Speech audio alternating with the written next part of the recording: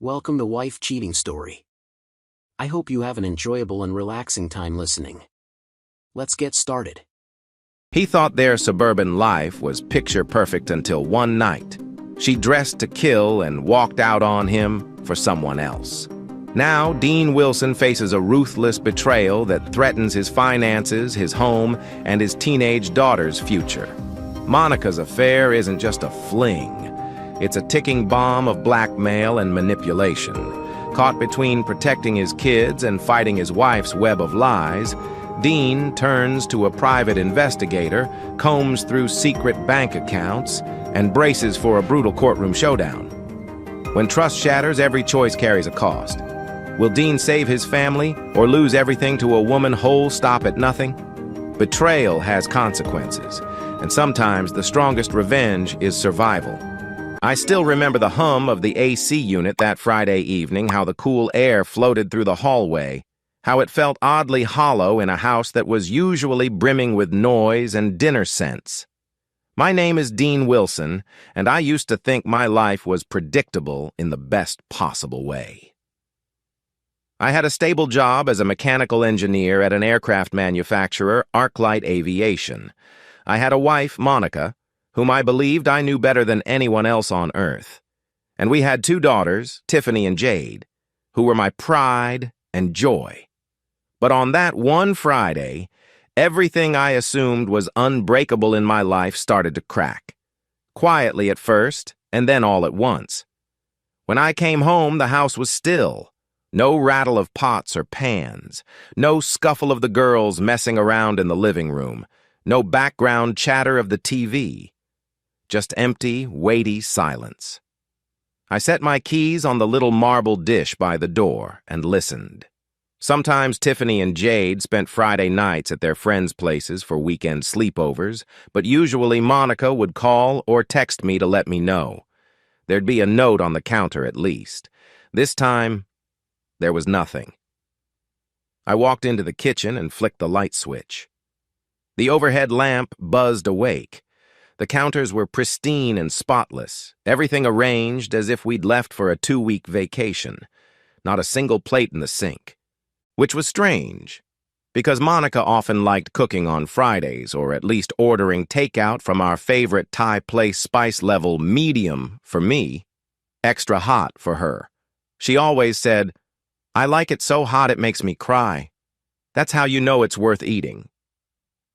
Yet here I was, alone, uncertain, stomach growling but with no sign of dinner or even a leftover container.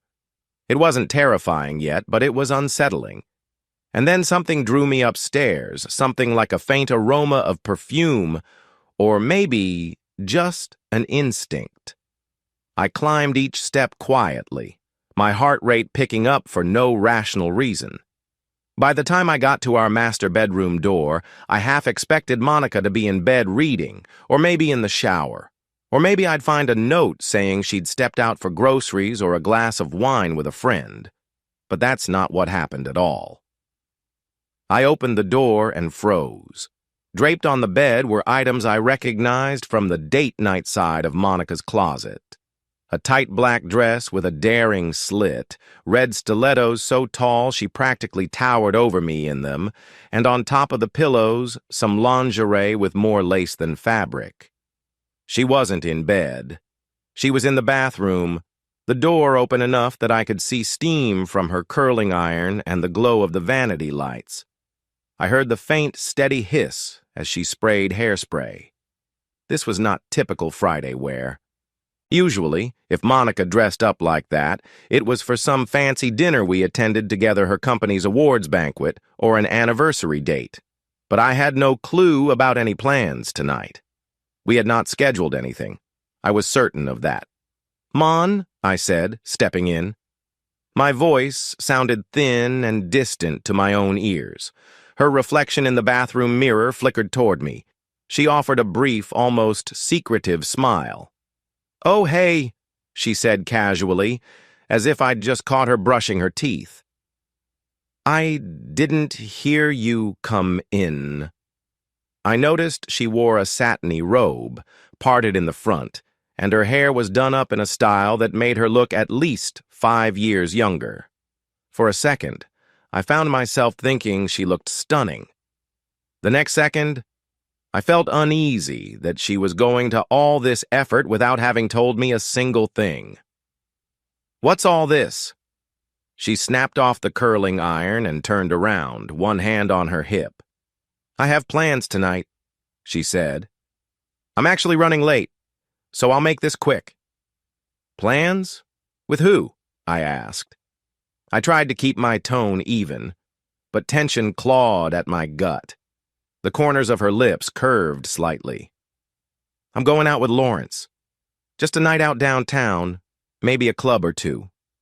If it goes well..." She paused, giving me a pointed look. "I won't be back until tomorrow morning." There's a moment in a person's life when you realize you might not know your spouse at all. That was my moment. "Lawrence?" I echoed, my eyebrows raised. "Who is Lawrence?" Part of me felt my arms and legs go cold, as if my circulation had stopped altogether. Her expression was almost pitying. "He's well, let's say he's younger and interesting. And you know what, Dean? I need to feel interesting, too. I've been feeling like I'm getting older, I'm turning heads less, and I want to prove I can still have an exciting night." I was speechless, which for me is a rarity. I had so many questions jammed into my throat that none emerged clearly. Finally, I managed, "Do you realize how insane this sounds? We have 2 daughters. We have a marriage that's almost 20 years strong. And you're just stepping out on me." She exhaled, stepping closer. I could smell her perfume, heavy and sweet. "Look, don't blow it out of proportion. It's one night. It's just sex. Or maybe more if I like it. I need a spark. I love you, but..." She shrugged. "I guess I love me more." Something about that final line, the casual cruelty, made my spine tingle with a combination of heartbreak and rage. "Monica, if you leave tonight with that guy, our marriage is over. You understand that, right?" Monica laughed under her breath. She reached for the black dress on the bed and started slipping out of her robe. Right in front of me. She didn't even appear ashamed. "Dean, it's the 21st century. People have open relationships all the time. If you truly love me, you'll let me do this. Get it out of my system. Then we'll be back to normal. No big deal." "No big deal?" I repeated, feeling my voice go higher. "You're about to break our vows and you're telling me it's no big deal?" She gave me a tired look, one I'd seen on her face when the kids threw tantrums over candy in the grocery store. "I see you're not going to be rational. Let me put it this way. If you try to stop me, I'll make sure the divorce leaves you penniless. I'll make sure Tiffany and Jade resent you for the rest of their lives. I'm an accountant. I know exactly how to freeze assets. And I know how to spin a story. So think carefully before you do anything you'll regret." I wanted to shout. I wanted to rage. But something in me just died, like a candle snuffed out. I realized this was the real Monica. This was who she'd been beneath the polite smiles, beneath the casual jokes over dinner. She was flipping a switch I never knew existed. "You walk out that door," I said quietly. "And we're finished." She finished zipping up her black dress, smoothing it over her hips. "Then I guess we're finished," she replied. She gave me a final, detached glance. "Try not to do anything stupid, Dean. We've had a good run, but I need this. And if you love me, you'll let me be free tonight." She grabbed her heels, phone, and little sequined clutch, then breezed past me. The faint trace of her perfume lingered in the air. For several seconds I stood there, uncertain if this was a nightmare I might snap out of. Then I heard the front door open and close. A moment later, the sound of a car horn beeped from outside. The house was silent again. I sank onto the edge of the bed, pressing my hands against my face, my pulse hammered in my ears. It was as if an invisible line had been crossed, and there was no going back. After maybe 5 minutes, or an hour, I don't know, I stood and stared at the reflection in the bedroom mirror. I saw a man with disheveled hair, eyes a little wide, skin a little pale. "This is real," I murmured. "You have to deal with it." Monica was gone, off to some club, presumably to sleep with a guy named Lawrence. She had spelled it out in no uncertain terms. Then a wave of anger replaced the numbness. I'd never been the type to erupt or throw things, but in that moment, I felt something primal. After a few gasping breaths, though, I reeled it in. I wasn't going to give her the satisfaction of meltdown drama. If she wanted war, I'd be strategic. I'd use my brain. I'd play the long game. Pulling out my phone, I tapped on my banking app. Monica was an accountant, but ironically, I was the more practical saver. Over the years, I'd set up a private account just for surprises and gifts, small, trivial stuff. But it was in my name only. I quickly set about transferring half our joint checking and savings into that private account. Then I canceled our shared credit cards, or at least reported them lost, so new ones would have to be issued. I'd be damned if she spent the night in fancy hotels or swanky clubs using my money while effectively mocking me. I locked the phone screen and let out a long breath. The digital confirmations all said the transfers were complete. That gave me a sense of control. She threatened to ruin me financially? Let's see how she handles the first move. She had no clue I could act this fast. I turned off the bedroom lights. For a moment, the darkness felt oppressive, but I forced myself to be still. I knew I wouldn't sleep. Still, I lay down on top of the covers, eyes open, listening to the quiet hum of the AC. My thoughts ran loops, from heartbreak to a kind of furious resolve. By the time dawn's light started creeping through the blinds, I decided there was no marriage to save anymore. The next morning, I woke with a start, the mid-morning sunshine slicing through the blinds. My neck hurt from sleeping in clothes, shoes still on. My phone buzzed on the nightstand. I rubbed my eyes and squinted at it, no missed calls from Monica. But there were a couple of texts from Jade, my younger daughter, asking if I could pick her up from her friend's place around lunch. Also, a reminder from my coworker, Jay, about a project deadline at ArcLight, and one from my mother saying she was free this weekend if I wanted to bring the girls over. My heart sank as I realized I still had to navigate normal life. I still had kids who depended on me, but I also knew something bigger was about to happen. The entire foundation of my family had just been shattered. And I was about to see the fallout of Monica's late-night fling. Perhaps she was still out, possibly hooking up with Lawrence right this second. The mental image twisted my stomach. I swallowed it down. Anger threatened to boil over, but I reminded myself, keep calm. You need clarity, not blind rage. I rose, took a quick shower, and changed into fresh clothes. As I was drying off, I heard the distinct jingle of keys in the door downstairs. My muscles tensed. I stepped into the hallway just in time to see Monica walk in with her stilettos in hand, hair disheveled, lipstick smudged. She smelled like stale perfume mixed with a trace of men's cologne. She actually had the audacity to grin at me, like she was proud of herself. It made me sick.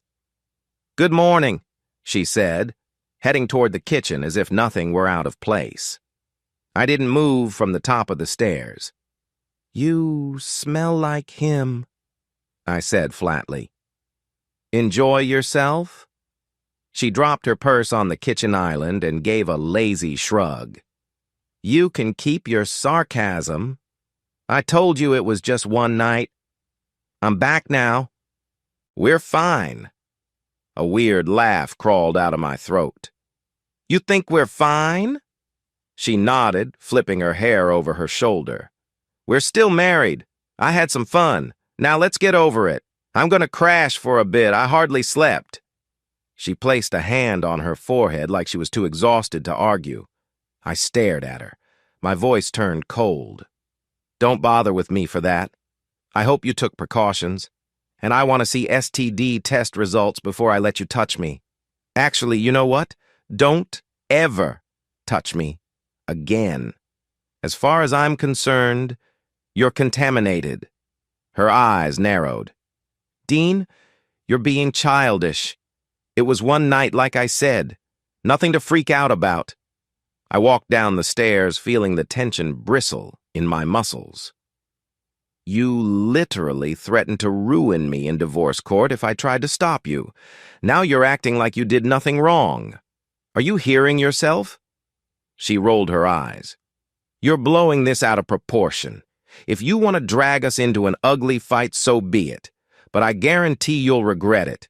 Because remember, I'm the mother of your kids, and I can make your life a living hell.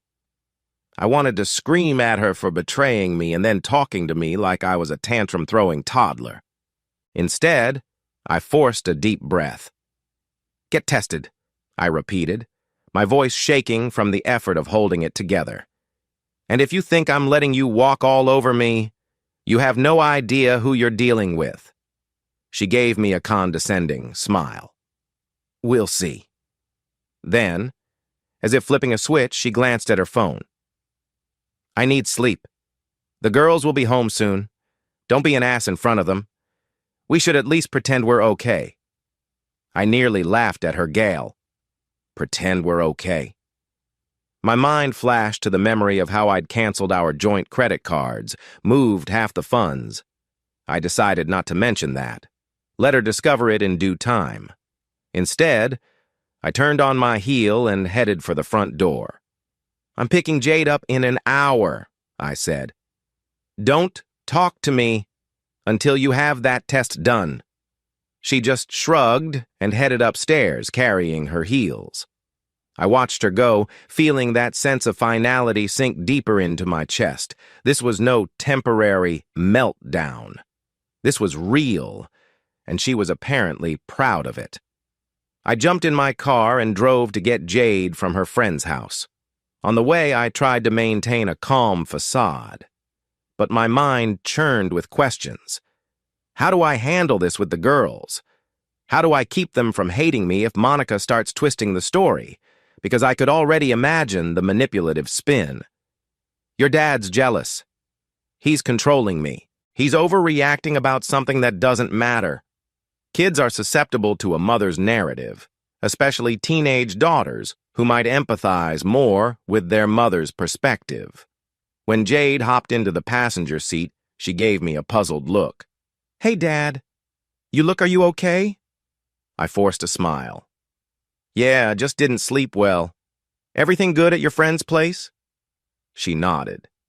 Sure. Tiff is still at Lauren's house. She'll come home tomorrow. Right, I said, gripping the steering wheel. So, your mom and I had a disagreement last night. Just letting you know, things might be tense. Jade frowned. You guys almost never fight.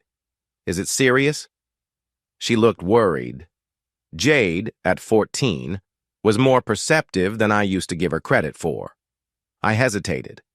Well, let's just say we disagree about what's acceptable in a marriage. I don't want to drag you into it. Just know that I love you and Tiff, no matter what happens. She stared at me, concern etched on her face. Dad, are you and Mom going to get a divorce? My heart clenched. I'm not sure yet, I said softly. But if we do, it's not your fault. Understand? She slowly nodded. Neither of us spoke for the rest of the short ride home. When we arrived, Monica was nowhere in sight, probably crashed in our bedroom or now her bedroom, because I certainly wasn't sleeping there again. Jade tossed her backpack by the couch and asked if she could watch TV. I nodded, ruffling her hair gently. Of course, kiddo. I've got some errands to do on my computer. I retreated to my home office, emails from my job stacked up in my inbox. Normally, I would be working on a new gear design for an arc light engine prototype, but my mind was too scattered to focus. Instead, I pulled up bank statements. The credit card accounts were indeed canceled or reported lost. I noticed Monica hadn't tried to charge anything yet. Good. That part was taken care of. I also realized I needed a lawyer, so I did something that felt surreal. I Googled best divorce attorney in Glendale, AZ. That's where we lived. The top results included a few with strong reviews. I recognized one name, Terrence Milner, from hearing about a friend's messy divorce. He apparently was cutthroat, especially when representing men. Perfect. I jotted down the number. Tomorrow, I'd call for a consultation. Jade's voice drifted from the living room. Dad, can I get some lunch? I closed my laptop. Of course, Munchkin. Let me fix something. I walked into the kitchen, rummaging for sandwich ingredients. My stomach was tied in knots, but I forced a grin for Jade. She was flipping through channels on the TV, occasionally glancing at me. I hated the tension in the air. As I was slicing tomatoes, I heard footsteps on the stairs. Monica walked in wearing sweatpants and a tank top, her hair up in a messy bun. She gave Jade a quick smile. Hey, honey, did you have fun at your friend's? Jade nodded, murmuring a yes. Monica turned to me. We got anything else? I'm starving. I didn't look at her. I set a plate with sliced turkey, lettuce, and tomato on the counter. Make your own, I said curtly. She pursed her lips but didn't argue. Jade shot me a nervous look, clearly sensing the hostility. Monica started assembling her sandwich in silence. The tension was thick enough to slice with a butter knife. Finally, Jade spoke up. Mom, Dad said you guys had a fight. Are you guys okay? Monica opened her mouth to respond. I braced myself. It's nothing you need to worry about, she said in a light tone, too light. Just your dad overreacting to me wanting a night out. Married people can do that sometimes. Right, Dean? I glared at her, then turned to Jade. We'll talk later, Jade, okay? Just eat and relax. Monica smirked as if to say, see, he's the one shutting down. I refused to engage in front of our daughter. Jade frowned but nodded. She turned back to the TV, probably wanting to disappear from the tension. I set my own sandwich aside, having lost my appetite. Monica finished making hers and left the kitchen, presumably returning to the bedroom to eat in private. I stood there, my hands pressed against the granite counter, and exhaled. Later that afternoon, I retreated to my bedroom well. The guest bedroom I planned to occupy from now on, and searched for the phone number for Terrence Milner, that divorce attorney. I felt a pang of sadness. I'd never imagined I'd be in this position, especially not with the woman I once cherished. But her actions left me no choice. My phone beeped. I half hoped it was an apology from Monica, but it was just Tiff texting that she'd be home tomorrow evening, asking if I could pick her up from a mall instead of her friends. I answered yes, heart heavy. Summoning a bit of courage, I called Terrence's office. A cheerful-sounding receptionist answered. Milner and Rass Divorce Associates, how may I help you? I need to schedule a consultation, I said, forcing my voice not to tremble. I explained a few basics, that I suspected my wife had cheated, that I might want to proceed with a no-fault or adulterous cause, etc. The receptionist told me Terrence was available for an initial consultation on Monday at 10 a.m. I agreed, gave my details, and hung up feeling both relieved and terrified. This was my official first step toward a possible divorce. As I exited the guest bedroom, I nearly collided with Monica in the hallway. She looked at me suspiciously. Who were you calling? None of your business, I said, stepping around her. She narrowed her eyes. Are you seriously planning to see a lawyer? Because if you are, I'll escalate this. You know I have full access to all our finances, right? I gave a short laugh. You used to. Good luck with that, Monica. She blinked, clearly confused. What are you talking about? I shrugged. Check our joint accounts. Monica frowned, pulling out her phone right there in the hallway. A few seconds later, her eyes widened. Where the hell is half our money? Safely tucked away in my personal account, I said calmly. Like you threatened me, remember? Something about leaving me broke in the divorce? I'd rather not wait around to see if you were bluffing. She looked furious. You had no right. I cut her off.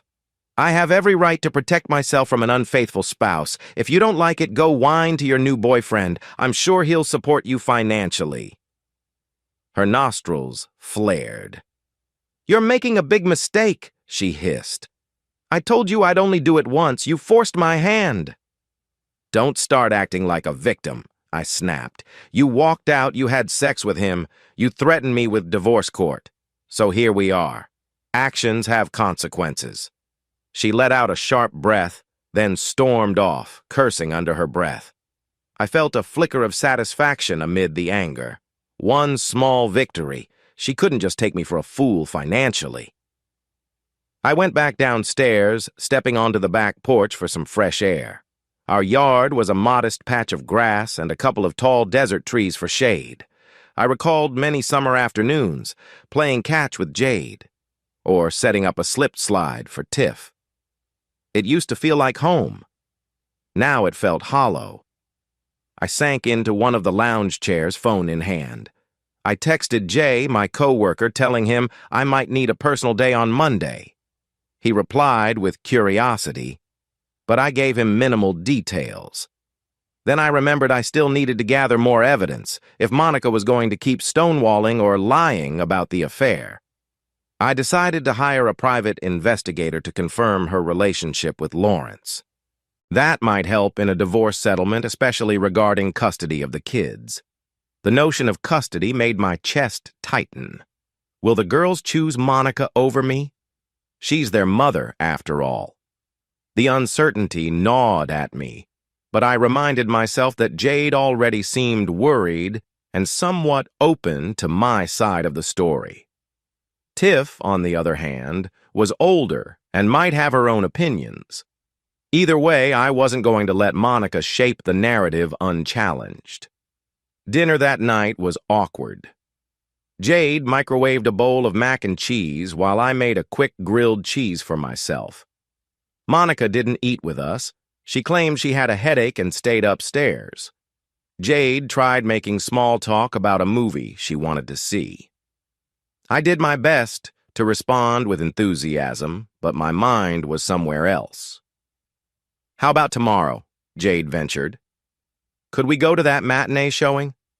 Maybe Tiff can come too if she's back in time. I'll see what I can do, I replied softly, hoping my daughter didn't see the turmoil behind my eyes. We'll have to see how your mom feels too, I guess. Even as I said it, I realized how bizarre it was that we still pretended to function like a normal family for Jade's sake. Jade just nodded and stirred her mac and cheese absent-mindedly. Dad, I can tell something really bad is happening. I know, honey, I said gently. We'll figure it out. I promise you're safe with me. She gave a small, sad smile and returned to her meal. By the time the sun had set, I was back in the guest room scrolling through local private investigators. The first one I called, a guy named Rick Masters, sounded professional enough. He promised discreet surveillance and direct photographic evidence if needed. The standard disclaimers about cost and retainer fees. I gave him Monica's details as well as Lawrence's name, though I only had a first name and the knowledge he worked at the same tech firm. He assured me he'd be in touch. I realized I felt a little dirty, hiring someone to spy on my wife. But that was overshadowed by the knowledge that she was sleeping with some younger guy and planning to ruin me if I objected. This was survival. Monday morning arrived faster than I expected. I'd spent the weekend pretending normalcy for Jade, while Tiff was mostly away with friends, occasionally messaging me. Monica sulked around the house or disappeared on Sunday afternoon without explanation. I suspected she went to see Lawrence again. The tension was thick, but we kept open hostility to a minimum, likely both of us wanting to avoid scarring Jade.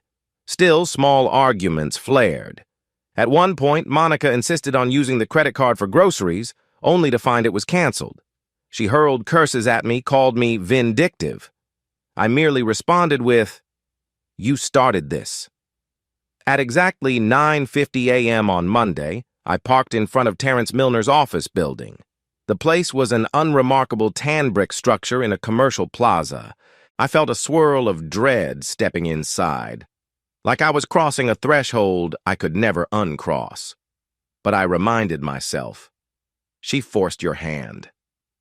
The receptionist led me to Terrence's office. He stood, greeting me with a firm handshake.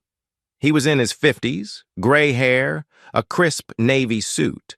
His eyes had the sharpness of someone who'd seen thousands of messy divorces.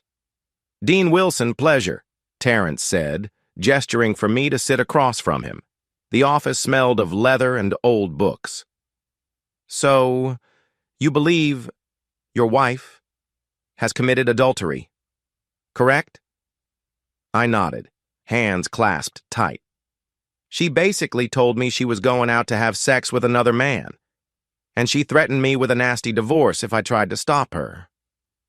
My voice trembled slightly as I explained the highlights of the weekend, how we'd been married nearly 20 years, with 2 teenage daughters, how she was an accountant, how I suspected she might try to spin everything in her favor. Terrence listened intently, occasionally jotting notes. Then he said, "Do you have any hard evidence of her affair? Texts, photos, anything that can show this was more than a rumor?" I exhaled. "I have some texts I confronted her with, basically her gloating. But I hired a private investigator to get more. He's supposed to forward me anything he finds." Terrence nodded. "Good. The more evidence, the better. While this state is no fault in many respects, if you can prove adultery and show potential harm to the kids, you may get a more favorable settlement, especially if she threatened you. Judges don't like blackmail." I felt a flicker of relief. "What about custody? She's saying she'll turn the kids against me." He folded his hands. "Teenagers have a say in which parent they prefer once they reach a certain age. If your daughters are 14 and 16, the judge will factor in their wishes. If your wife is on record admitting to an affair, that might sway them. Or if you can prove an unstable environment, family courts look at the best interest of the children." I swallowed. "I want full custody, or at least the ability to make sure she doesn't poison them. Is that possible?" Terrence pressed his lips together. "We can try for primary custody, yes, but it often depends on how the kids themselves feel. Also, be prepared for her to fight back. Women in her position sometimes fabricate abuse or claim emotional distress. So, we need to keep your record spotless." I nodded, a swirl of anxiety in my gut. "Understood." We spent the next hour going over finances, including how I'd transferred half the funds. He actually commended me. "That was smart. She can't claim you blindsided her if she threatened to ruin you first.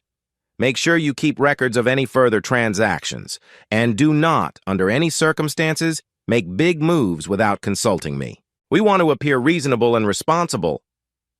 By the time I left Terrence's office, I felt oddly empowered. My phone buzzed as I stepped into the parking lot. Rick Masters, the PI, had texted me a few photos. Monica in a coffee shop with some younger guy. They were seated close, their arms touching. Another photo showed them entering what looked like a condo building. The timestamp was Sunday afternoon. My suspicions confirmed. I forwarded them to Terrence with a short message. Evidence. More to come. Then I slid into my car and let out a shaky breath. This was happening. I was building a case to dismantle my marriage and save my children from Monica's manipulations. It felt surreal, but also, I couldn't let her think I'd roll over. When I got home, Jade was at school, Tiff still out with friends she had texted me about staying until after lunch. Fine. Monica was in the living room tapping angrily at her phone. She glanced up as I entered. "Where the hell have you been?" she demanded. "Meeting," I replied flatly. I walked past her, heading to the kitchen to grab a glass of water. She followed. "You sure about that? Because I tried to use the old grocery credit card again today, and guess what? Declined. You think you can starve me out or something?" I took a sip. "Use your personal account. Or maybe ask your boyfriend to help. Why should I keep funding your lifestyle while you cheat on me?" She spat out a bitter laugh. "You're so dramatic." It was once I held up my phone, flipping through the photos from the PI, then turned it so she could see. The color drained from her face as she saw the pictures. She recognized the location and the timestamps. "That was Sunday," I said coolly. "So no, it wasn't once." "Keep lying, Monica," she stammered. "You're hiring people to spy on me? That's messed up." "No, cheating on your husband is messed up," I snapped. "I'm just gathering proof of your lies. If you want to keep at it, I'll see you in court." Her jaw clenched. "You're going to regret pushing me. I'm telling you, once Tiffany and Jade see how vindictive you are." "You threatened me first," I said, voice cold as steel. "I'm not backing down." She let out a frustrated shriek, then stormed toward the stairs. But halfway up, she paused and turned to glare at me. "Don't you realize you're blowing up everything? The girls are going to suffer. They love me no matter what." I swallowed a surge of anger. "They'll decide for themselves. I'll make sure they know the truth." She stared at me for a long moment, her lips pressed tight. Then she continued up the stairs, leaving me in the silent hallway. My heart pounded as I realized each confrontation was intensifying. No way was this going to end amicably. I sank onto the couch, raking a hand through my hair. I felt like I was living in some bizarre alternate reality. A week ago, I'd have told you my marriage was stable, maybe a bit routine. But I never imagined Monica was capable of this level of betrayal, let alone such cruelty in her threats. Now I saw a side of her that terrified me, and I refused to be a casualty of her midlife crisis. That evening, Tiffany finally came home. She was a bright, energetic girl who usually lit up the room with her presence. But the second she walked in, she sensed the tension. I'd left Jade playing in her room, music on. Monica was in the bedroom, presumably texting or stewing in her rage. Tiff dropped her overnight bag in the hallway. "Dad, what's going on? Mom's been sending me weird texts about you being controlling and that I shouldn't listen to your lies." My stomach twisted. "Tiff, let's have a seat in the living room, okay?" She followed me, clearly anxious. Once we sat, I took a moment to gather my thoughts. "Your mom and I are going through a big disagreement. She's seeing another man. She told me she wanted to do that, and I said no. She went ahead anyway." Tiff's eyes widened. "Wait, are you serious?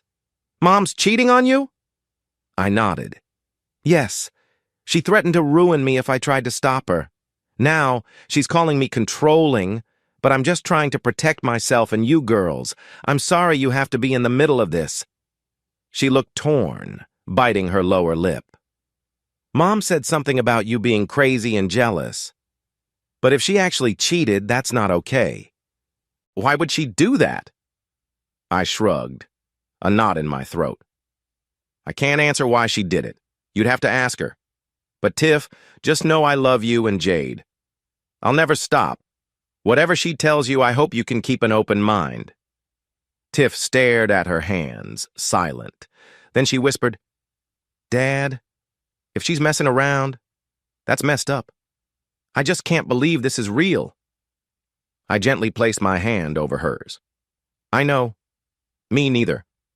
But we'll get through it. A moment later, Monica's footsteps pounded down the stairs. She spotted us talking and tossed her hair. Tiff, sweetie, let me explain. Your dad's paranoid about me going out with some friends. Tiff shot up from the couch. Mom, are you sleeping with another guy or not? Just answer. Monica looked taken aback. That's really not your concern, honey. Oh my God, you won't deny it, Tiff said, her voice shaking. How could you do that to Dad? Monica's eyes darted from Tiff to me, anger flashing. Dean, you had no right to put these ideas in her head. I stood, voice calm. She asked. I told her the truth. That's what parents are supposed to do, right? Not lie. Monica glared at me, then turned to Tiff. Baby, your dad is twisting things. It was just one night I needed to feel alive. Your father's not exactly interesting these days. You don't understand how marriage can get stale. Tiff's cheeks reddened. So you cheated because you got bored? That's supposed to be okay? Monica's face hardened. I'm your mother, Tiff. Don't take that tone with me. Sometimes grown-ups do things to revitalize themselves. That's between me and your father. Tiff inhaled sharply. Well, you sure made it our business now. I'm going upstairs. I can't be around this right now. She pushed past Monica, storming up to her room. Monica turned on me. See what you did? You're causing drama. We should have kept it quiet. I stepped closer, my voice low.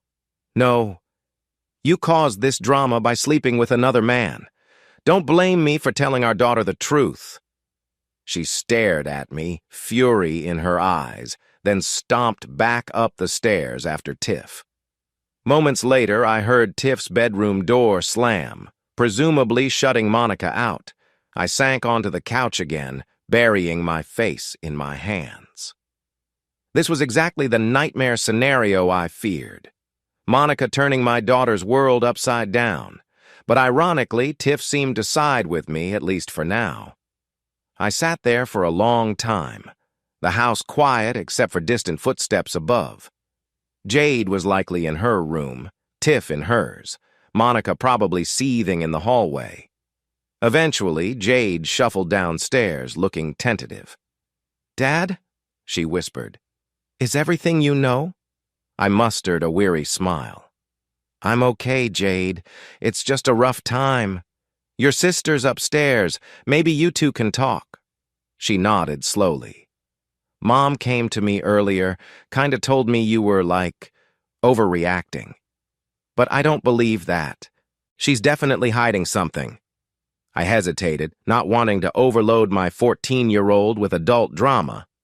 But I also didn't want to lie. She's seeing someone else. That's all I'll say.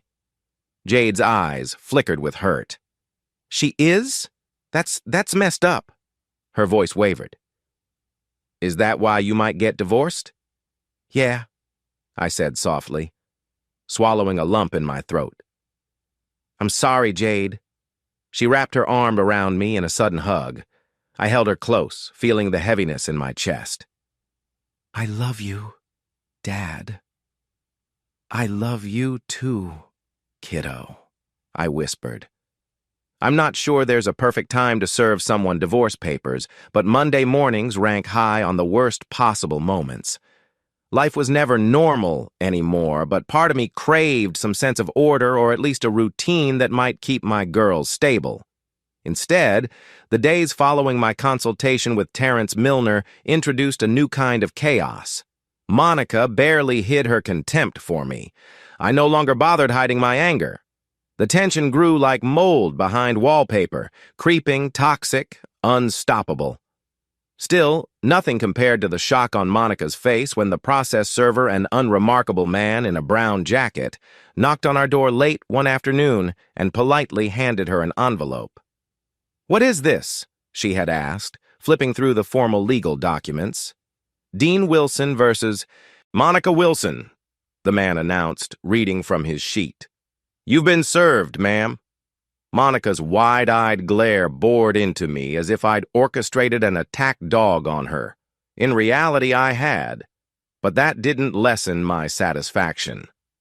After the man departed, Monica slammed the front door so hard that a picture on the hallway wall fell, the glass cracking. She stalked over to me, brandishing the papers. "You son of a bitch," she hissed. "I told you. I warned you." I swallowed, nerves steeled. "You threatened me. I'm just making it official. We can't stay together after what you did. You know that." "We could have worked this out discreetly," she snapped, voice trembling with rage. "But you had to escalate. Fine. If it's a war you want, it's war you'll get." A part of me recognized that line from some melodramatic movie, but the look in her eyes told me she was dead serious. The temperature in our house might as well have dropped below freezing. In the aftermath of that confrontation, I tried to keep Tiffany and Jade shielded. They'd both retreated to their rooms upon hearing the argument. I found Jade first 14 and small for her age, but with sharp intuition. She sat on her bed, hugging a pillow to her chest. "Dad," she said, eyes watering. "Mom sounds so furious. Are you sure about this?" I eased down beside her. "I'm sure we can't keep living like that, Jade. Your mom made some decisions that aren't fixable. She's seeing another man. She wants to keep doing it. I can't pretend it's okay. This divorce is inevitable."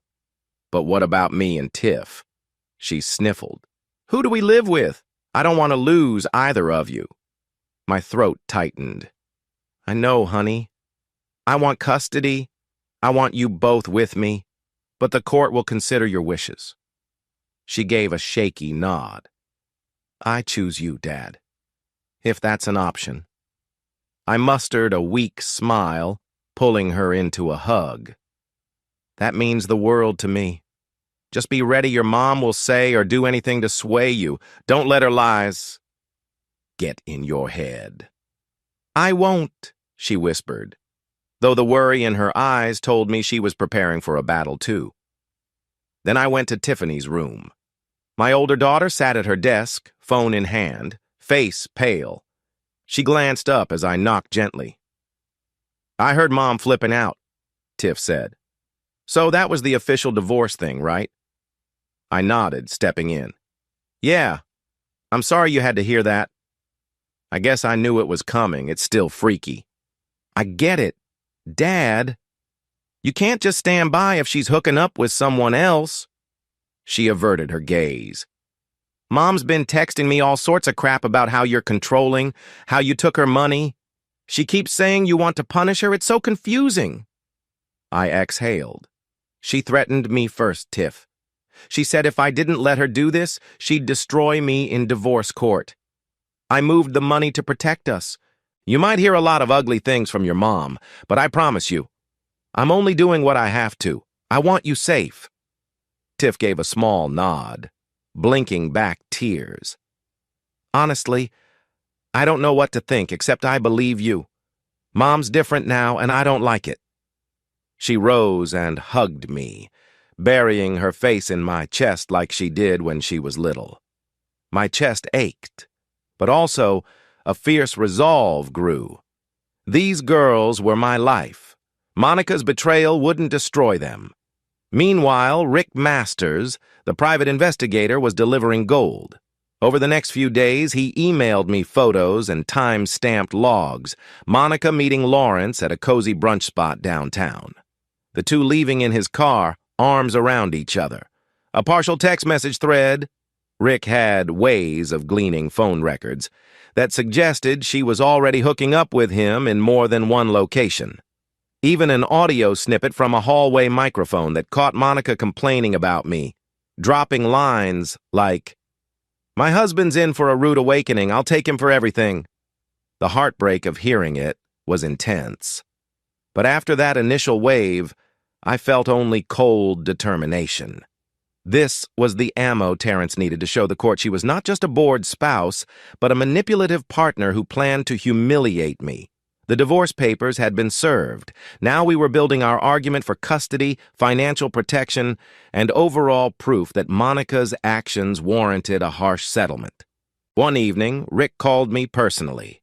I sat on the porch, phone pressed to my ear while the summer night air clung thick around me. "Dean," Rick began, "I dug deeper into this Lawrence guy. He's a junior marketing rep at Redwood Tech Solutions. Started about a year ago, mid-20s single, rumored to have a pattern of chasing older, successful women for financial gains. He brags to coworkers about hooking up with an accountant sugar mama. That has to be your wife." My stomach churned. So Monica was just another conquest to him. She risked our entire family for some cheap fling with a guy who used her for personal gain. I thanked Rick for the info. "I'll keep an ear out," Rick added. "Word is, Redwood Tech might be dropping employees soon. If he's not stable, he might see your wife as a meal ticket. Watch your finances carefully." A meal ticket. She probably felt desired by a younger guy, while he saw dollar signs. This gave me a new angle. If Lawrence was using her, maybe he'd bail if things got rough. The more cracks in Monica's new relationship, the weaker she'd become in court. That weekend, an event happened that hammered home how toxic things were. I'd planned a small barbecue for the girls, just burgers on the grill, something normal. Jade was excited, bouncing around the kitchen, helping me prep. Tiffany was finishing a last-minute homework assignment at the dining table. Monica came home unexpectedly from errands, I suspected a rendezvous, and walked in, eyeing the grill on our patio through the sliding glass door. "Having a little party, are we?" she said, setting her purse down. "Trying to pretend we're a happy family again?" I forced a neutral tone. "I'm making dinner for our daughters who still live here. You're free to join if you want to act civil." She snorted. "How generous. No thanks. Lawrence invited me out tonight." She shot a pointed look at Jade, who was in earshot. "But, Jade? Sweetie, maybe we can have a mother-daughter day soon. Just us. Sound good?" Jade's face twisted in discomfort. I guess." Monica nodded, then turned to Tiff. "And you, Tiff, you want to come along with me tonight? We can go shopping, maybe get you something nice. Let your father do his grilling alone." Tiff looked torn for half a second, but then shook her head. "I actually want to eat at home, Mom." Monica's eyes narrowed. "You sure? I can buy you those sneakers you've been eyeing." She said it too brightly, an obvious bribe. The tension in the air soared. "No," Tiff said softly. "I'm good. I already told Dad I'd help pick up Jade's friend after dinner." Monica pursed her lips. "Fine. Suit yourself." She turned her icy stare on me. "You won't shut me out forever. Don't act like you own these kids." I clenched my jaw but kept silent. Jade stared at the floor. Tiff pretended to focus on her homework. Monica left the room, presumably to freshen up for her date with Loverboy. The moment she was gone, Jade exhaled. "That was so weird. She's never tried bribing us before." Tiff murmured, "She's desperate to spin it like Dad's the bad guy." "Don't let her." I offered a faint smile. "Thanks for staying, you two. It means a lot. Now let's finish those burgers. Jade, get the plates?" They nodded, both appearing relieved that Monica had decided not to linger. I couldn't deny a certain savage satisfaction in seeing Monica scramble, losing her grip on the girls. Soon, Terrence had me file additional motions.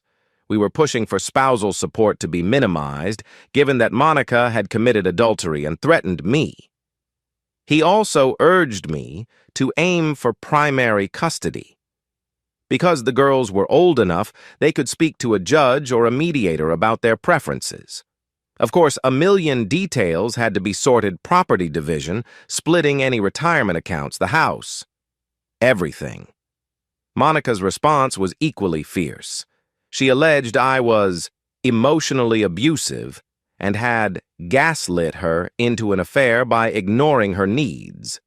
It was a bizarre claim, especially since she'd bragged about wanting one night with a younger man. But you'd be surprised how readily some attorneys try to spin a story. I refused to let that deter me. We had Rick's evidence. We had months of phone records. We had text messages, plus my daughter's testimony if they chose to speak. The question was whether Monica would sink further into lies and how that might affect Tiff and Jade psychologically. One evening, close to 11 p.m., I was in the living room scanning some documents.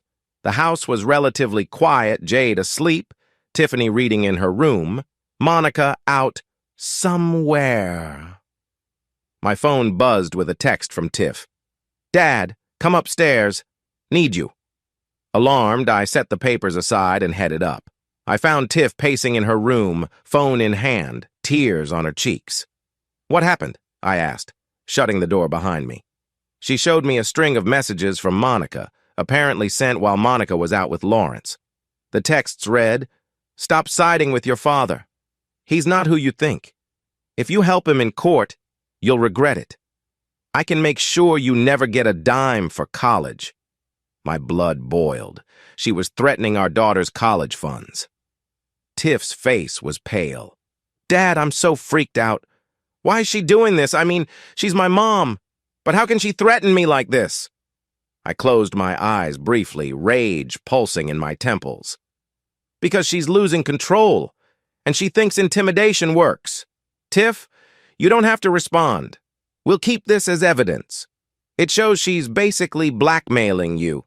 This will come up in court." She swallowed. I don't want this to get uglier, but I can't stay quiet while she bullies me." I squeezed her shoulder gently. "You do what feels right. I'll support you. If you want to block her number, that's your choice. But anything threatening or manipulative, keep a screenshot. We might need it." Her eyes shone with tears. "I just want a normal mom. Not this monster who threatens me because she hates you. God, Dad, I hate this." My heart twisted with sympathy. "I know, honey. I'm sorry you're in the middle. None of this is your fault." She sniffed, nodded, and looked at me. "Okay, I'll keep track of everything. I won't let her blackmail me, I promise." I hugged her close. This wasn't how teenage life was supposed to be. But Monica had forced our hands. If Tiff was developing resilience from it, maybe some silver lining existed. Shortly after midnight, Monica's car pulled into the driveway. I was in the kitchen, gulping coffee to stay awake, my mind too agitated to sleep. She walked in, reeking of alcohol and cologne. She paused, seeing me leaning on the counter. "Didn't realize you'd wait up," she said, dropping her purse on a chair. "I'm not waiting for you," I replied evenly. "I was about to go to bed, but Tiffany just showed me your texts." Her eyes flickered. "What texts?" "The ones where you threatened to cut her off from college money if she helps me in court." "Are you insane, Monica? That's your own daughter." She rolled her eyes. "I was drunk, okay? I might have said some harsh things. Don't act like you're innocent. You turned Tiff against me." "No," I shot back, voice taut. "You turned her against yourself by cheating and then threatening her. You're not leaving me a lot of options here." She stepped forward, breath laced with booze. "You think you're so righteous. Meanwhile, you're the one who cut off our joint accounts, sabotaged me financially. I have to use my personal savings for everything. Do you know how humiliating it is to rely on credit cards when I used to have easy access to money?" "Oh, boo-hoo," I snapped. "You can't dip into my pockets to fund your date nights with Lawrence. Cry me a river." Her lip curled. "You'll see. The court doesn't look kindly on men controlling finances. My lawyer will spin it as financial abuse." I laughed without humor. "I have her text messages, the private investigator's logs, and my kids willing to testify you threatened them. Good luck spinning this. She glared, leaning in so close I could see the mascara smudge under her eyes. "I will destroy you," she whispered. "You and your illusions of being the perfect father. I'll paint you as a bitter man who neglected me and turned the kids into your personal fan club." My heart hammered. "Try it. The truth is on my side." She let out a short, bitter bark of laughter. "Truth? In divorces, truth is whatever the judge believes, and I'm real good at making people believe me." We stood there in silence for a tense moment. Finally, she pivoted and stormed upstairs. I heard the master bedroom door slam. I needed a moment to collect myself. Then I finished my coffee, locked the doors, and retreated to my guest room, the place that had become my refuge in a home that felt more like a battleground. I'd read somewhere that divorces, especially contested ones with adultery in the mix, can take months or even years to finalize. But in our state, once the papers are served, a clock starts ticking. There's a waiting period, mandatory mediation attempts, all sorts of steps. During that stretch, life for me was a surreal mix. Half fatherly normalcy, half relentless vigilance.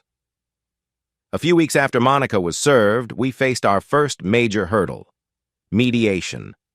The court required an attempt at resolving issues before trial. So one Tuesday morning, I found myself in a small conference room at the county courthouse, across from Monica and her attorney, a smarmy guy named Clayton Brill. Terrence sat beside me, giving me occasional nods of reassurance. The mediator, a calm, middle-aged woman named Ms. Delgado, greeted us politely. "Let's try to find a middle ground," she said, consulting the stack of documents. "We have child custody and property division to discuss." Monica glanced at me, her posture rigid. Clayton cleared his throat. "We propose joint custody with the mother as the primary residential parent, given that Mrs. Wilson has historically been the main caregiver." "Objection," Terrence interjected. "My client has evidence Mrs. Wilson's actions have negatively impacted the children. We have testimony from the daughters themselves expressing preference to reside with Mr. Wilson. We're requesting primary custody for him." Clayton smirked. "We dispute those allegations, and we have records of Mr. Wilson withdrawing marital funds without Mrs. Wilson's consent, indicating financial manipulation." Ms. Delgado gave a practiced nod. "All right, so custody remains contested. Let's see if we can find common ground regarding spousal support." Monica huffed. "I'm entitled to support. He left me financially stranded. I had to open new credit cards just to cover my expenses, and we have a house mortgage that he partially cut me off from paying." My pulse quickened, but Terrence responded calmly. "Mrs. Wilson threatened to ruin Mr. Wilson if he refused to allow her extramarital affair. He moved funds for self-protection, not to harm her. We also argue the adulterous behavior is grounds for reducing or eliminating spousal maintenance." Clayton's smile turned oily. "Adultery or not, it's a no-fault state. She's still entitled to equitable support. This is about lifestyle continuity. She's accustomed to a certain standard." Terrence tapped his pen. "She destroyed that lifestyle by stepping outside the marriage, and Mr. Wilson is not obligated to fund her new relationship. We have evidence she's been funneling money into expenses with this paramour, Lawrence. We can produce that if needed." Monica shot me a glare across the table. Ms. Delgado held up a hand. "All right, let's all keep it civil. Are there any points you do agree on?" I spoke up, surprising Terrence. "I'll pay half the mortgage until the divorce is finalized, provided she doesn't prevent me from using the property. I'm still living there after all." I wanted to come across as reasonable. Clayton and Monica exchanged looks. Finally, Clayton nodded. "That's acceptable for now. But in exchange, we want a set amount of spousal support monthly until the final settlement." Terrence shook his head. "That's not happening. We'll consider a temporary arrangement if she vacates the property. But living under the same roof is complicating matters." The mediation session dragged on for 2 hours. Ms. Delgado tried to steer us toward compromise, but Monica was adamant about controlling the house, the kids, and getting spousal support. Meanwhile, I refused to budge on custody. By the end, we'd reached no real agreement. Ms. Delgado sighed, scribbled notes, and declared we were at an impasse. The case would proceed to court unless one side caved. After that disastrous mediation attempt, Monica and I drove home separately. She arrived first, apparently, because I found her rummaging in the living room when I came in. She was piling certain valuables, photo frames, a decorative vase, random knickknacks into boxes. "What's this?" I asked, warily. She glanced at me, setting down a porcelain figurine my mother gave us on our 5th anniversary. "Since you won't get out, I figured I'd separate out some of my belongings. Unless you have a problem with that too?" Her tone was mocking, and I realized she might be trying to liquidate assets, or at least gather items she could claim as hers. I forced a neutral expression. "Take what's rightfully yours," I said. "But if you start grabbing mutual property or the kids' belongings, I'll involve Terrence immediately." She snorted. "Like you'd do anything else. You love involving your lawyer in everything. Aren't you man enough to handle this on your own?" I clenched my jaw. "You made sure we'd never settle this peacefully the moment you threatened me. This is the path you chose." She slammed a framed photo of us from years ago into the box, face down. "Fine. But I'm telling you, Dean, you can wave your lawyers and PIs around all you want. In the end, I'll still come out ahead." We stared at each other for a long second. Then I turned and walked upstairs. Arguing with her any further risked an all-out screaming match. And with the girls home from school soon, I refused to traumatize them more than necessary. That evening, Jade poked her head into my makeshift bedroom, the guest room, as I was sorting through a stack of mail. I motioned her in. "Dad," she said quietly, "can I talk to you about something Mom told me?" A spike of worry hit my chest. "Sure, kiddo. What's going on?" She fiddled with the hem of her shirt. "Mom said if I don't cooperate, she might not let me see Grandma or Grandpa on her side. She said they're on her side, and if I choose you in court, they'll cut me off." My blood boiled. So Monica was now using extended family ties as leverage. My voice softened for Jade's sake. "Listen, your grandparents love you. They might be upset or confused, but they'll want to see you no matter what. She's using fear. You don't have to let that sway you." Jade's eyes brimmed with tears. "I love Grandma too, but what if Mom convinces her that I betrayed them? I don't want to lose them." My heart broke, seeing her fear. "I'll talk to them if I need to, okay? I'll let them know how Monica's using threats. They may not agree with her tactics." Jade nodded, wiping her eyes. "Okay. I'm so sick of this. I want it to stop." I hugged her. "I know. Hopefully soon we'll find a resolution, but you stay true to what's right. Don't let her scare you." She took a shaky breath. "Thanks, Dad." As she left, I felt that old determination surge anew. Monica's manipulations had to end. The next day, Tiff marched into my room with an expression of disbelief. She held her phone aloft. I braced myself another wave of threatening texts. "Dad, you won't believe this," she said, tossing her phone onto the bed so I could read the screen.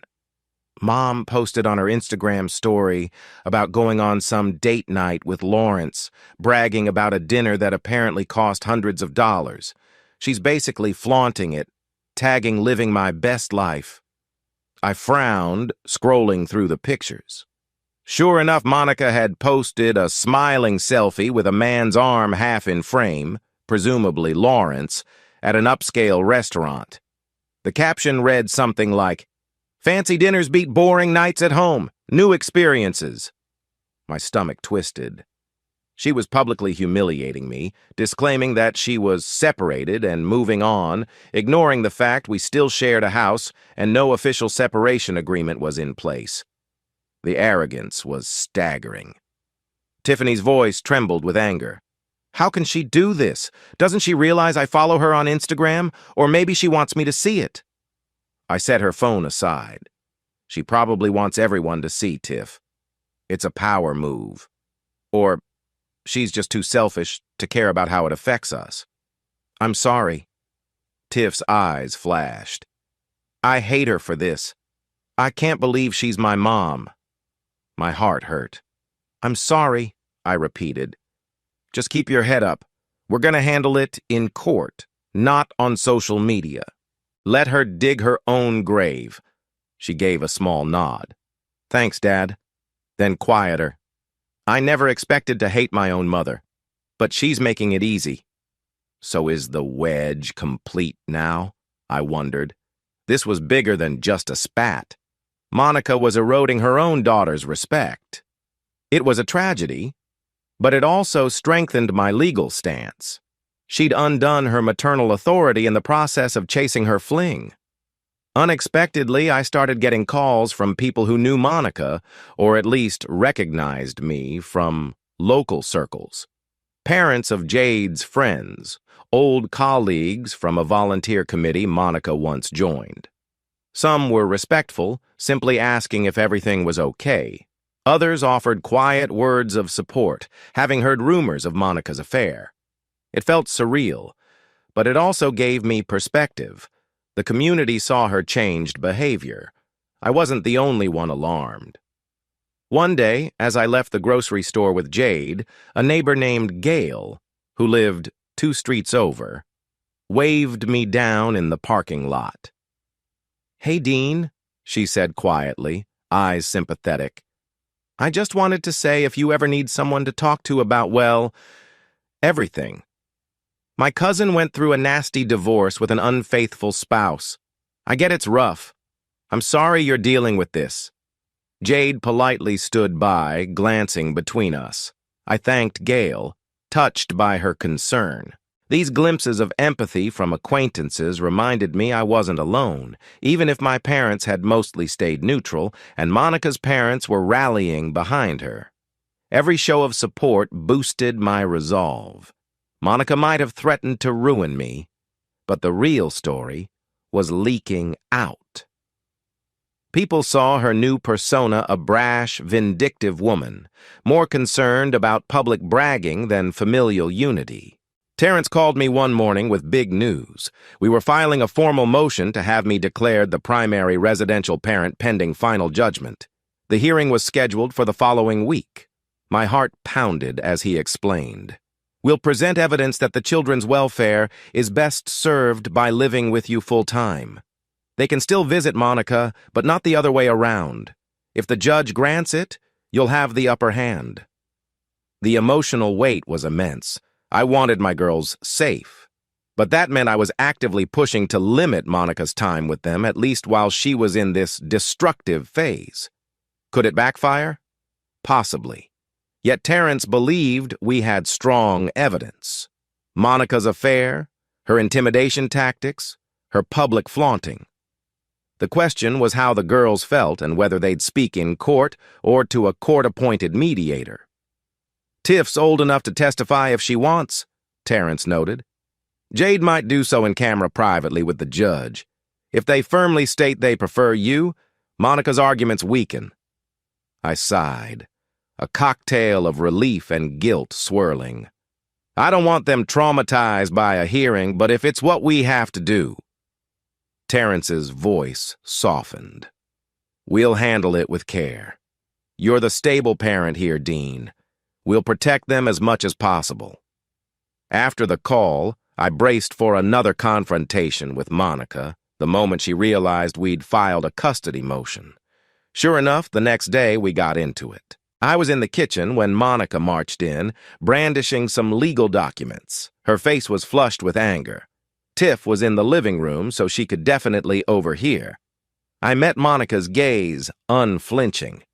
You bastard! she hissed. "You're trying to take my daughters from me?" I calmly dried my hands on a dish towel. "I'm doing what's best for them. You can still see them on a schedule, presumably, but you're not fit to be the primary parent right now." "Screw you," she spat. "I gave birth to them. I raised them. You think you can push me aside just because you have some evidence I had an affair?" I arched an eyebrow. "It's not just the affair. It's the threats, the manipulation, the public flaunting. The texting them about blackmail. You brought this on yourself." Monica's hands shook, the documents rattling. "I'll fight you with every breath. You'll regret ever playing dirty with me. The girls will see this as your betrayal." My voice dropped, dangerously calm. "They already know what you've done. Tiff and Jade are old enough to see the truth, not just your sugar-coated lies. If you keep going, you'll lose them entirely." Her eyes glimmered with hate. For a second, I thought she might hurl a plate at me. Instead, she stomped away, slamming the door to the basement, presumably to brood alone. Tiff peeked her head in from the living room, giving me a worried look. I mustered a small, reassuring nod, though my heart hammered. This was the war Monica had promised, and I wouldn't let her win. Days turned to weeks. The hearing for my custody motion loomed, thick tension saturating the house. Monica tried to act sweet when Jade or Tiff were in the room, but they saw through her. Every night, I exchanged new updates with Terrence. Meanwhile, Rick Masters uncovered more about Monica's involvement with Lawrence, including suspicious cash withdrawals from Monica's personal accounts that might indicate she was paying for his rent or lavish outings. All this fit the pattern. A manipulative fling fueled by money.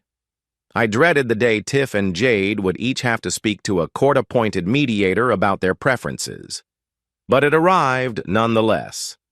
A Monday morning, in a drab county office building with stale coffee in the lobby. Terrence and I sat in the waiting area, while Tiff met privately with Ms. Rucker, the children's mediator. Jade waited her turn. Hugging a stuffed toy, she insisted on bringing some memory from childhood that made her feel safe. "They'll be fine," Terrence assured me. "Just let them speak the truth. Ms. Rucker has no stake in the outcome. She just wants to see what the kids want and whether they feel safe." I exhaled, nodding. My stomach churned.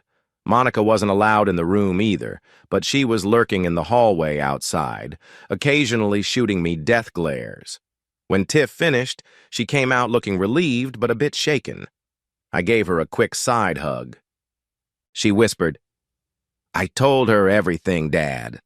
I told her Mom threatened me. I even showed screenshots. She said she'd include it in her report." Pride and worry mixed in my chest. "Thank you, Tiff. You did great." Then Jade was called in. She clutched her stuffed cat, gave me a small wave, and disappeared into the interview room. I prayed she'd stay calm and honest. Monica watched from down the hall, arms folded, her expression unreadable. After about half an hour, Jade came out, tears in her eyes. She hurried over and hugged me. "I told her I want to live with you, Dad," she choked out. "She asked if I trust Mom, and I said no." My throat tightened. "You did what you felt was right, Jade. I'm proud of you." She nodded, trembling. We left the building, ignoring Monica, who tried to call Jade's name. Jade refused to speak to her. Tiff glowered at Monica, guiding Jade by the hand. It felt like a small victory, but also a heartbreak. This entire ordeal was fracturing every bond. A week later, the judge reviewed Ms. Rucker's report along with the evidence Terrence submitted. Monica's lawyer argued vehemently that the girls were manipulated by me, that I'd orchestrated everything. But the judge, a graying woman named Judge Taylor, didn't buy it. She read out her decision in a subdued tone. "Given the evidence of intimidation and the children's clear preference, I am inclined to award temporary physical custody to Mr. Wilson until the divorce finalizes or the court revisits the matter. Mrs. Wilson will have visitation rights, but I encourage both parties to maintain civility for the sake of the minors." Monica's face was thunderous. She hissed something to Clayton. Terrence squeezed my shoulder in a silent congratulations. I felt relief so strong it was like my bones were turning to water. My girls would be safe under my roof, and Monica couldn't forcibly take them on a whim. Judge Taylor hammered the point. "Mrs. Wilson, if you disregard this order or attempt to forcibly remove the children, you may face contempt. Do you understand?" Monica nodded stiffly, not meeting my eyes. The hearing adjourned. Just like that, I had official, albeit temporary, primary custody. Tiff and Jade's relief was palpable, though sorrow tinged it. They still missed the mother who once tucked them in, not the furious stranger. That evening, as I was cooking dinner for the girls in the house's newly claimed safe environment, Monica returned from a bar or somewhere else, reeking of whiskey and perfume. She slammed the front door, marched into the kitchen, and launched into a tirade. "You think you've won? You're taking everything, my kids, my money, my life? I'm not giving up so easily." Tiff and Jade cowered behind me. I gestured for them to step away. "Girls, go upstairs," I said softly. Then I faced Monica. "I'm following the court order. You can still see them on designated visits, if you act responsibly." She bared her teeth in a semblance of a grin. "Responsible? You've turned them against me. That's not responsible. That's brainwashing." I refused to rise to the bait. "You should sleep somewhere else tonight. This environment is too tense for the kids." "That's my bedroom," she snapped. "You think you can just kick me out?" The court order basically allowed me to remain in the family home with the kids while the divorce proceeded. Monica was not barred from living there, but she had to respect certain boundaries, and if the children said they didn't feel safe with her around, that weighed heavily. "I'd prefer you not cause a scene, Monica. Please. For the kids' sake." She glared, chest heaving. "Fine. I'll go to Lawrence's. At least he wants me around." She spat the words like venom, then turned on her heel, heading upstairs to presumably grab some things. My insides clenched. Despite the satisfaction of her leaving, it still stung that she'd choose some fling over trying to repair anything with her daughters. But I reminded myself, she's not the woman you married. She's burned that bridge. A few minutes later, she stormed out the door, suitcases in hand, not sparing Tiff or Jade a glance. That night, the house was eerily calm. Jade asked softly, "Is she gone for good?" Tiff stared at me with big eyes. I placed an arm around each of them. "For now," I said. "She'll show up again, but legally, you two stay with me. She can arrange visits if she chooses." Jade exhaled a shaky breath. Tiff nodded. We tried to continue dinner, but the night felt heavy, with the knowledge that we'd taken a major step down an irreversible path. Monica's partial move-out was a bitter relief. Now I could focus on giving Tiff and Jade some stability. We reorganized the living room, removing some of Monica's leftover clutter. Tiff suggested we repaint certain walls to wipe away old memories, while Jade wanted to put up new family photos. It was therapeutic, a project for the three of us. Over the next few days, Jade confessed she slept better without Monica's presence. Tiff was freer with jokes and casual chatter, though sometimes a sadness lingered in her eyes. They missed the mother who used to be affectionate and supportive, not the monster threatening them. Meanwhile, I poured time into my job at ArcLight Aviation, working on a crucial prototype engine design. I found solace in the mechanical logic of gear ratios and stress loads' pure, predictable physics, so different from the emotional storm at home. The company recognized my dedication, awarding me a small bonus for meeting a milestone early. It was a bright spot in an otherwise dark chapter of my life. Of course, Monica and her lawyer pressed on spousal support. She demanded monthly payments. Terrence countered that her affair and intimidation should reduce or nullify it. We had no final resolution yet. The judge would likely order some temporary arrangement soon, but I braced myself, knowing Monica might get something. At least I'd prevented her from draining our joint accounts. Privately, I dreaded the possibility of paying for her lifestyle with Lawrence. The notion made me ill, but Terrence insisted. Better to pay a small amount for a limited time than let her claim everything. In divorces, sometimes the moral high ground doesn't always protect from financial realities.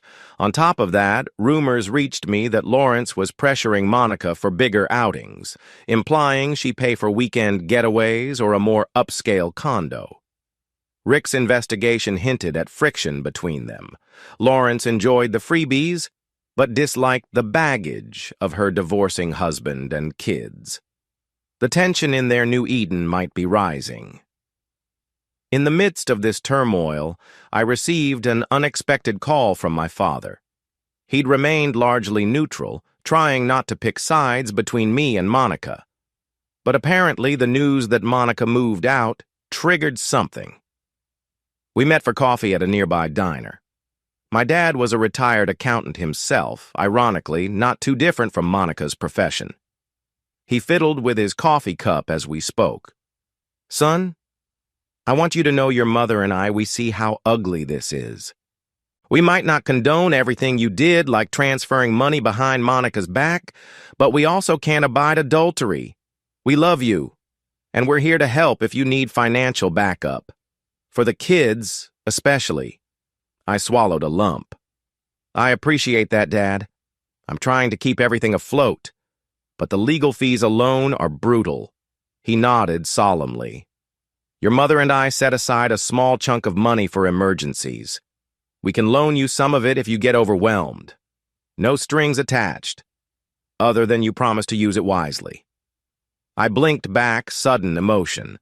My father could be stern, but he rarely offered direct assistance. "Thank you," I said softly. "I'll keep that in mind. Right now I'm managing, but if something changes, it means a lot to know you've got my back." We parted with an awkward hug. It felt like one more piece of the puzzle sliding into place, my parents finally acknowledging the seriousness of Monica's betrayal. With Monica partially out of the house and temporary custody in my favor, life shifted into a strange new normal. Tiff and Jade adapted well. Relief overshadowed sadness.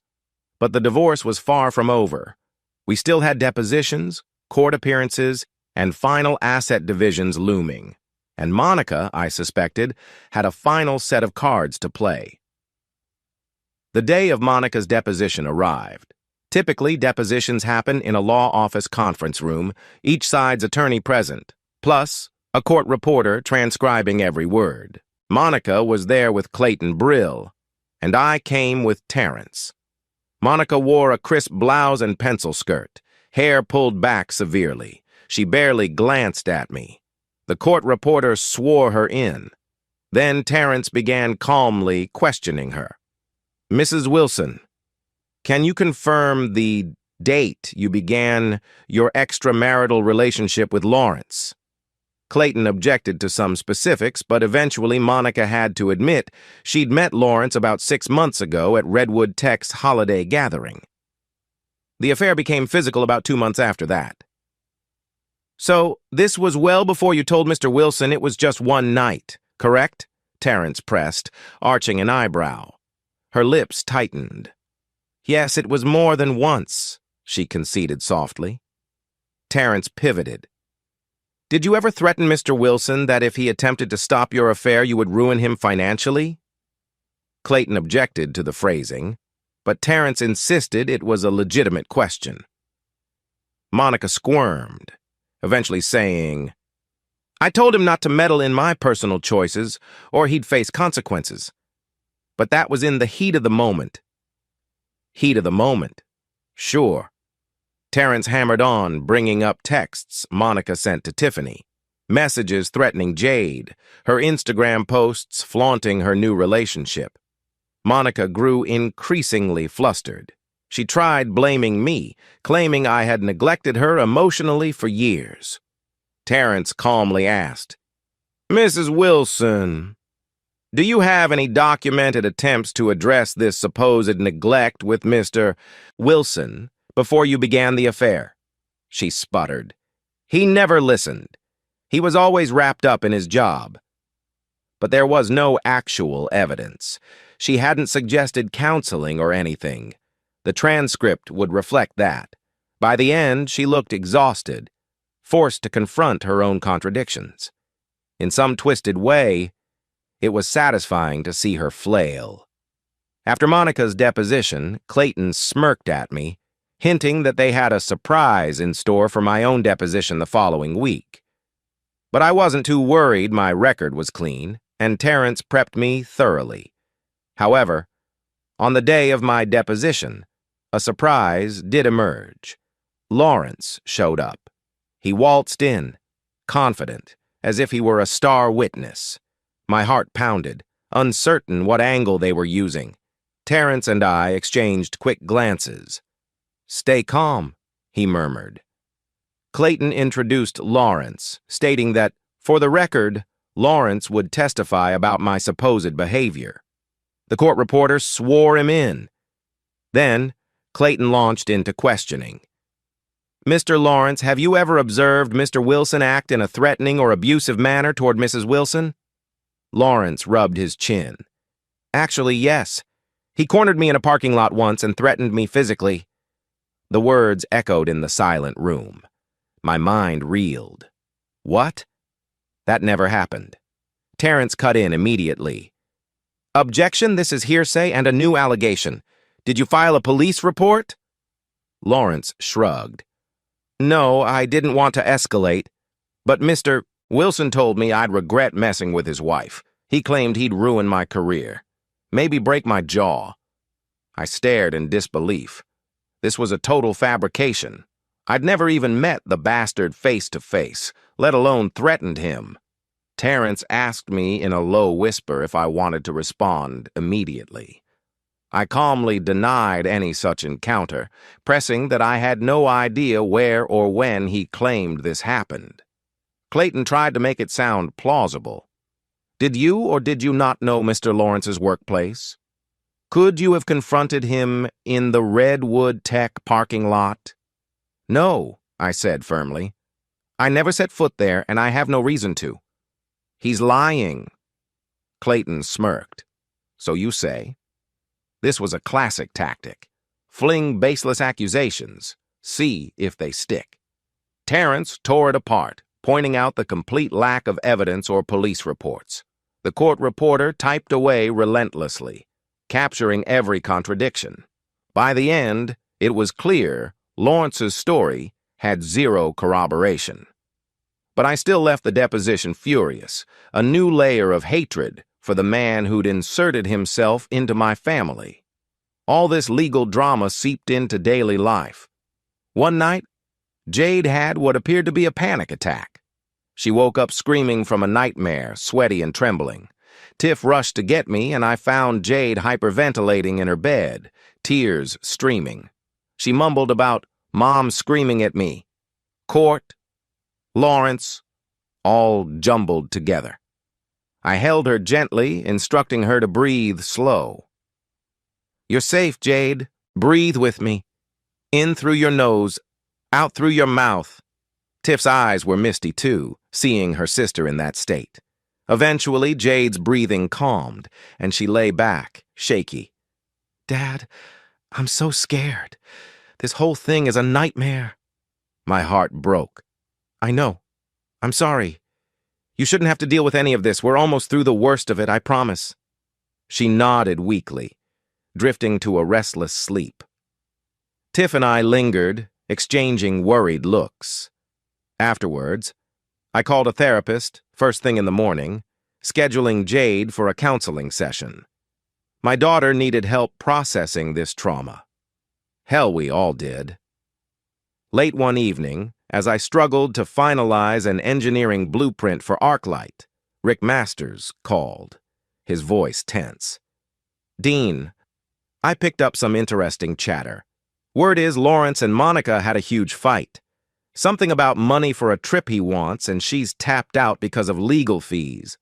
Also, I heard from a Redwood tech contact that Lawrence might be hooking up with another coworker on the side.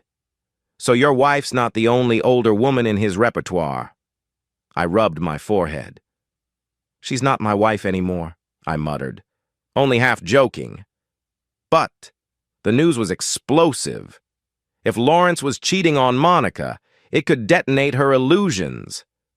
Rick continued, "It might be a matter of time before he dumps her. He's no saint.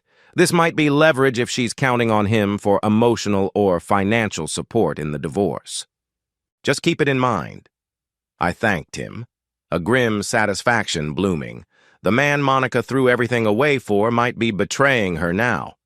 Karma's real, I thought, though I wouldn't celebrate the pain it could cause her. Still, if Lawrence bailed on her, she'd be truly alone. Maybe that would drive her to settle. A few nights later, around 9 p.m., the doorbell rang. Tiff was helping Jade with homework at the kitchen table. I opened the front door and found Monica outside, eyes red, face blotchy, like she'd been crying. A pungent waft of alcohol seeped into the hallway. "I need to talk to my daughters," she said, voice slurring slightly. My gut clenched. "You're drunk, and it's not your scheduled visitation. Unless the girls want to see you, you can't just barge in." She shoved past me, staggering into the foyer. "Get out of my way, Dean!" Tiff stood up, alarmed. "Mom? Are you okay?" Monica's eyes landed on Tiff, tears spilling. "Baby, he left me. Lawrence, he's gone. He said I'm too much trouble." Her voice cracked. "I lost everything for him. I lost you guys for someone who doesn't even want me anymore." Tiff stiffened. "Well, you cheated on Dad. That was your choice." Monica let out a sob, reaching a hand toward Tiff, who took a step back. Jade peeked around Tiff, looking fearful. "Why are you here, Mom?" Jade asked quietly. Monica's voice trembled. "Because I need my family. I messed up, okay? I just want to come home." She turned to me, eyes pleading. "Let me come back. Let's try again. We can fix this, right? We can drop the divorce. I'll never cheat again, I swear." My stomach churned at her sudden desperation. Part of me, once upon a time, would have jumped at a sincere apology. But the venom she'd spewed, the threats, the manipulations, there was no going back. "It's not that simple," I said coldly. "You destroyed our marriage, and we have a court order. You made it clear you didn't want me, and you sure as hell disrespected the kids." She broke down in sobs. I was stupid. I thought Lawrence was my chance to feel alive again, but I was wrong. I'll do anything, counseling, therapy, just let me come home. Tiff's face hardened. "How do we trust you? You threatened to cut us off? You threatened Dad? You used me and Jade like pawns?" Monica collapsed onto the couch, tears drenching her cheeks. "I was scared, okay? I felt so trapped, so old. I thought if I had someone new, I'd feel desirable again. Now I see. I just messed it all up. Please, Tiff, Jade, you're my babies." Jade sniffled, looking unsure. Tiff shook her head. "Mom, I can't do this right now. You're drunk and you're making a scene. Dad's right. You should be abiding by the visitation plan. Don't just barge in here expecting a big family hug." Monica sobbed louder, turning to me. "Dean, please. You loved me once. Can't you forgive me?" I stared at her, remembering the night she walked out to meet Lawrence, ignoring my pleas, remembering her threats to ruin me, her manipulations of our daughters. The hatred and heartbreak all came flooding back. "No," I said softly. "I can't. You threatened to destroy me. You threatened our kids. You bragged about sleeping with Lawrence. And the way you flaunted it, there's nothing left to fix." She buried her face in her hands, wailing. Tiff and Jade watched with a mixture of pity and anger. Finally, I stepped forward, gently took Monica's elbow, and guided her toward the door. "You have to leave," I told her. "We can arrange a sober visit if you want to see Jade and Tiff, but not like this." She resisted at first, but my firm grip pushed her outside. On the porch, she turned, eyes wild. "You'll regret this. I'll beg the court for another chance. I'm their mother. You can't keep them from me." "Follow the legal process," I said quietly. "Threats don't work anymore." She hiccuped, tears staining her face, then staggered toward her car. I watched to make sure she didn't collapse or drive into something. She managed to start the engine, reversing shakily out of the driveway. I dialed 911 to report a possibly intoxicated driver, giving them her plate number and direction. I couldn't let her endanger others. That was the last I saw of her that night. When I returned inside, Tiff was trembling, Jade teary-eyed. They both asked, "Dad, did you call the police on her?" "She's drunk," I said. "I don't want her hurting herself or someone else. It's for everyone's safety." They seemed subdued, but neither argued. We locked up and retreated to the living room, turning on a light-hearted comedy to distract ourselves. The movie's laughter felt hollow, overshadowed by the image of Monica's broken figure on our doorstep. In the following days, I learned from Rick that Monica had, in fact, been pulled over for a DUI. She spent a night in county jail, posted bond, and faced additional charges. This severely undermined her custody claims. Terrence said it was the biggest break in our case, self-inflicted by her own downfall. Meanwhile, Tiff and Jade processed their emotions. Tiff was furious at Monica's attempt to guilt-trip them. Jade was torn, but recognized the depth of her mother's betrayal. Both agreed they felt safer staying with me full-time. So this is how it ends for Monica? Not quite. The final divorce hearing was still on the horizon. But if she thought she could reverse everything with a tearful meltdown on my doorstep, she was mistaken. The seeds of her destruction had been planted the moment she stepped out with Lawrence. Now they were in full bloom, withering her life from the inside out. And for the first time, I felt truly confident. My girls were with me, the legal system was leaning in my favor, and Monica's meltdown only strengthened my position. The battle wasn't over, but I knew I had the upper hand. I'd see it through to the bitter end. The last time I saw Monica cry with true remorse was the night she showed up drunk, sobbing that Lawrence had left her. But that fleeting glimpse of humility didn't last. She'd soon swung back into defiance, accusing me of turning the kids against her and brandishing legal threats I barely took seriously. Yet her meltdown had far-reaching effects. She'd been arrested for DUI, which shattered whatever credibility her attorney, Clayton Brill, tried to maintain in court. Meanwhile, life at home settled into a new normal for me, Tiffany, and Jade. In the weeks that followed Monica's arrest, the tension in my household began to ease. With Monica no longer lurking around the house day and night, Jade slept better, Tiff was more relaxed, and I found I could concentrate on my work at Arclight Aviation. Of course, the divorce wasn't final yet. We still awaited the final hearing on property division, spousal support, and the official custody order. But with the temporary custody arrangement in my favor and Monica flailing from her mistakes, I had a renewed sense of confidence that justice would prevail. I spent my evenings tackling small renovations in the house, painting walls a fresh color, rearranging furniture, taking down old framed photos of Monica and me. At first that stung. Every picture told a story of better days, birthdays, anniversaries, vacation smiles. But after everything, I realized those images represented a fiction. She'd torn our family apart for a younger man. Her regret had come too late, overshadowed by her cruelty and threats.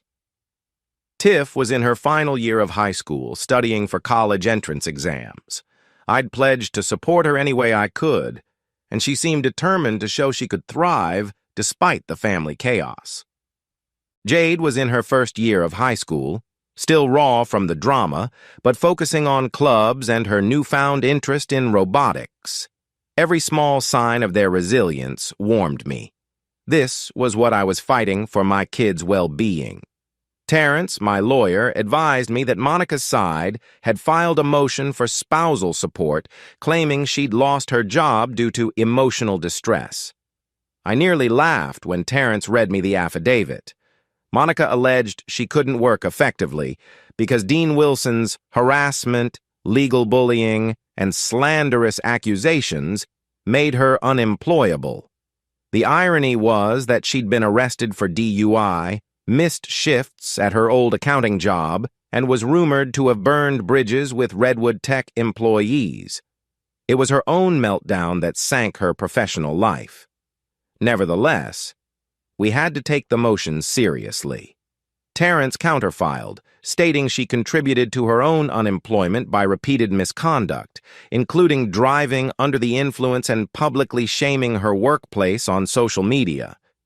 We also pointed out she was still employable as an accountant. Her skill set didn't vanish.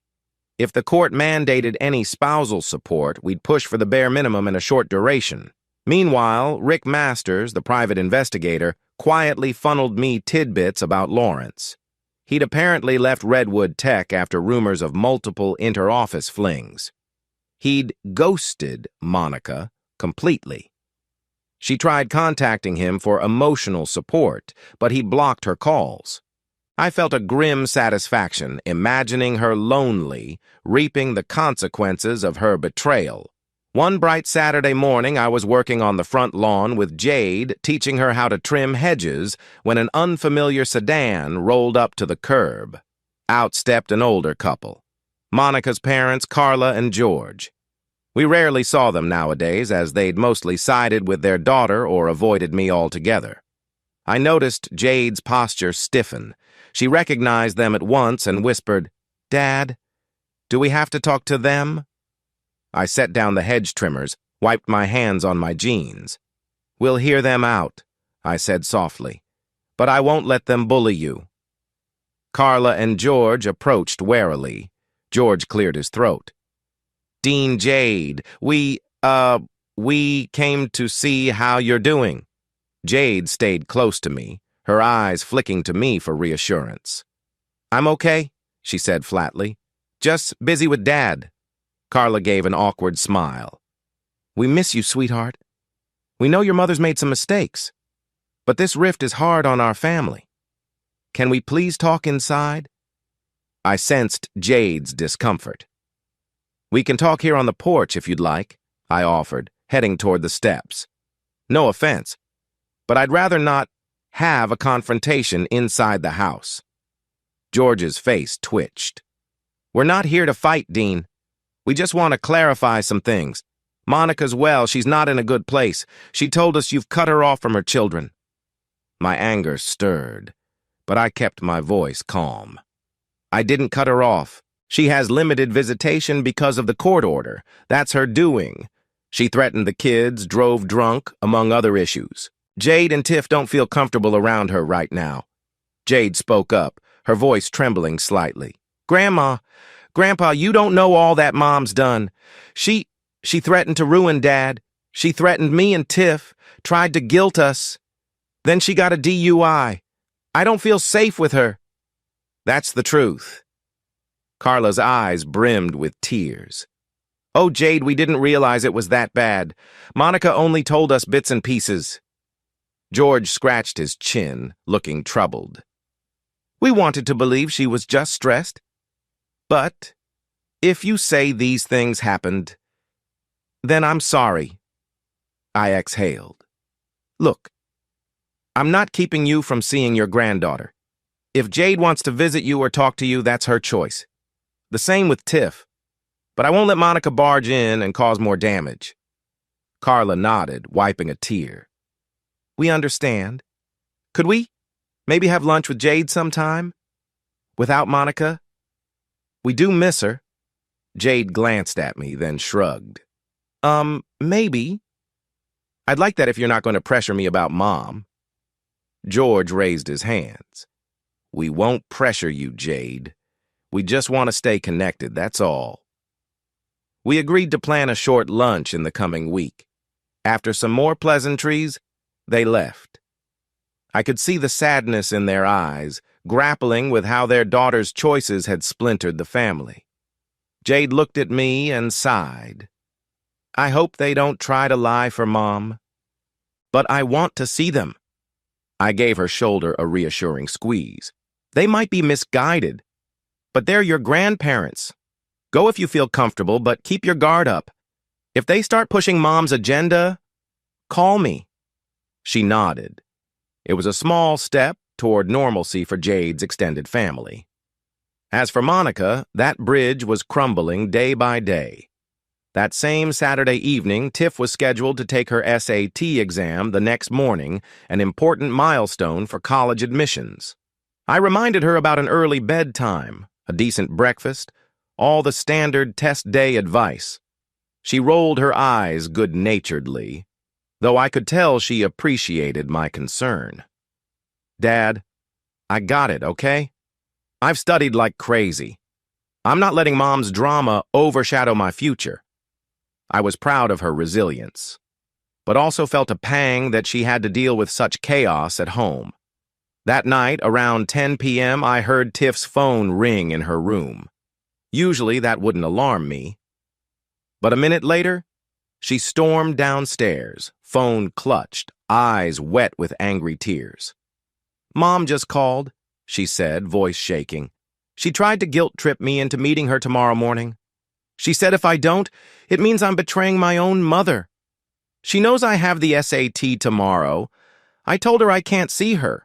She insisted it's more important to fix our relationship than to take some test. My blood boiled. Monica knew damn well Tiff's test date. She was deliberately sabotaging. That's unbelievably selfish of her, I said. Ignore her, Tiff. Focus on your exam. If she keeps pestering you, block her number for tonight. I'll talk to Terrence about this. It could be more evidence she's undermining your success. Tiff nodded, tears brimming. Why is she like this, Dad? Doesn't she realize how important tomorrow is for me? I pulled her into a hug. She's lost in her own turmoil, Tiff. She's lashing out. You've done nothing wrong. You're allowed to set boundaries. She sniffled, then wiped her eyes. Yeah, I'll block her for now. Let's go over those geometry flashcards one last time, okay? Absolutely, I said, proud of her determination. Let's do it. Around midnight, after Tiff had gone to bed, I was in the kitchen sipping chamomile tea, my attempt to calm my nerves, when the doorbell rang. My heart sank. Another surprise from Monica? I glanced at my phone. Should I call the police? Instead, I moved to the front door cautiously, opening it a crack. To my surprise, it wasn't Monica. It was Lawrence. He looked disheveled, a faint bruise on his cheek, his eyes bloodshot. Hey, he muttered, glancing around nervously. Dean, I need to talk. My first instinct was to slam the door. The man who'd wrecked my marriage was the last person I wanted to see, but curiosity held me back. What are you doing here? I asked, voice low. He exhaled. Look, I know I'm probably the last person you want to talk to, but Monica, she won't leave me alone. She's unhinged. She came by my new place, caused a scene. My landlord threatened to evict me if it happens again. I regret getting involved with her. A swirl of conflicting emotions churned in my gut. Part of me relished his misery. Another part found it pathetic.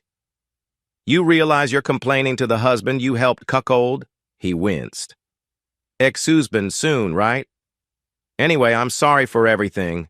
She made it sound like your marriage was basically over, that you were a cold bastard. I see now it was all lies. She's controlling, manipulative. He shuddered. I just want you to know. I'm not messing with her anymore. If you want a sworn statement about how she threatened you, threatened your kids, I'll do it. Just keep her away from me. I stared, stunned. A sworn statement? For the divorce proceedings? He nodded. Yeah. She physically attacked me last night when I told her I was done. She scratched my face, threw a lamp at me. I had to push her off me. If she tries to pin that on me somehow, I want a preemptive measure. I'm telling you, she's capable of twisting anything. My chest rose and fell in quickening breaths. Why would you help me, though? You realize testifying could ruin her. You said you just want her away from you, but this goes deeper. He rubbed his bruised cheek. I see the kind of damage she can do. She threatened to accuse me of assault if I didn't pay her bills. Then she said something about putting me on the stand to lie that you were violent. I'm done being her pawn. So yeah, if I sign a statement clarifying what really happened, it helps us both, right? I hesitated. This was a major twist. I loathed the man. But if he was willing to put in writing how Monica orchestrated the affair, threatened me, and manipulated him, it might seal the final outcome. Fine, I said at last. Come back in the morning, I'll have my lawyer's notary stand by. But if you pull any stunts or lie, I'll make sure you regret it. He raised his hands in surrender. No stunts. I just want out of this mess. My stomach churned with adrenaline. All right, 10 a.m. tomorrow. I'll text you the address of Terrence's office. Don't be late. Thank you, he mumbled, turning to walk away. And sorry again, man. Seriously. I said nothing as I shut the door. My mind whirled. Lawrence testifying against Monica. Could this be the final blow? If he was genuine, we had a direct witness to her manipulations. If he was lying, I'd still cross-check everything. Either way, it was a bombshell I couldn't ignore. Early next morning, I called Terrence, explaining the bizarre late-night visit. He listened intently, then let out a low whistle. This is huge. If we have Lawrence's sworn statement that Monica threatened you and him, plus any mention of blackmail or assault, that's a gold mine for the divorce and custody. He's basically your star witness. I exhaled. I never thought I'd see the day I'd rely on that creep.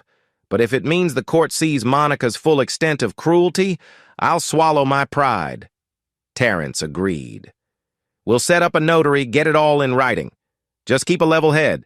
Make sure he's not there to sabotage or weasel money out of you. At 10 a.m., I arrived at Terrence's office. Lawrence showed up 10 minutes later, sporting the same bruise. Terrence greeted him politely, ushering him into a small conference room with a notary. Over the next hour, Terrence carefully guided Lawrence into detailing everything he knew. Timeline of the affair, including how Monica planned it long before telling me.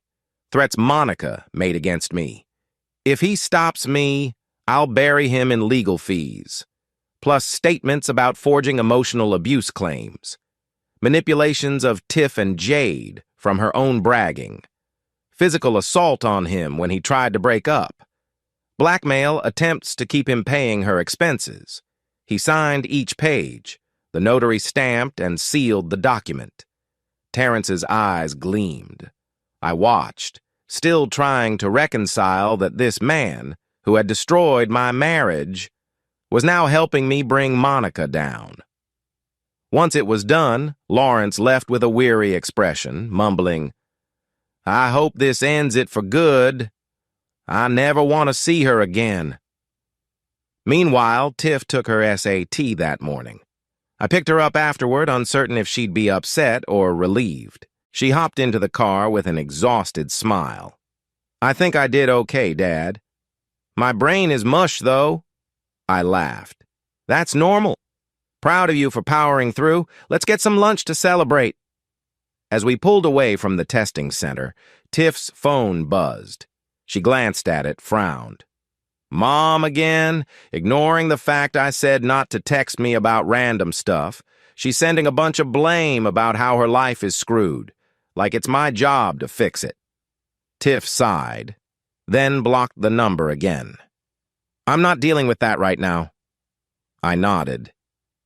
Good call. Focus on your own achievements. She can handle her own mess. Still, I sensed Tiff was trying not to let it hurt. She missed the mother she once knew, even if that mother no longer existed in the same form. The best I could do was offer unwavering support, show her that she had a stable parent who'd always be there. When Monica realized Lawrence had turned on her likely after she tried contacting him to reconcile or demand money, she exploded in fury.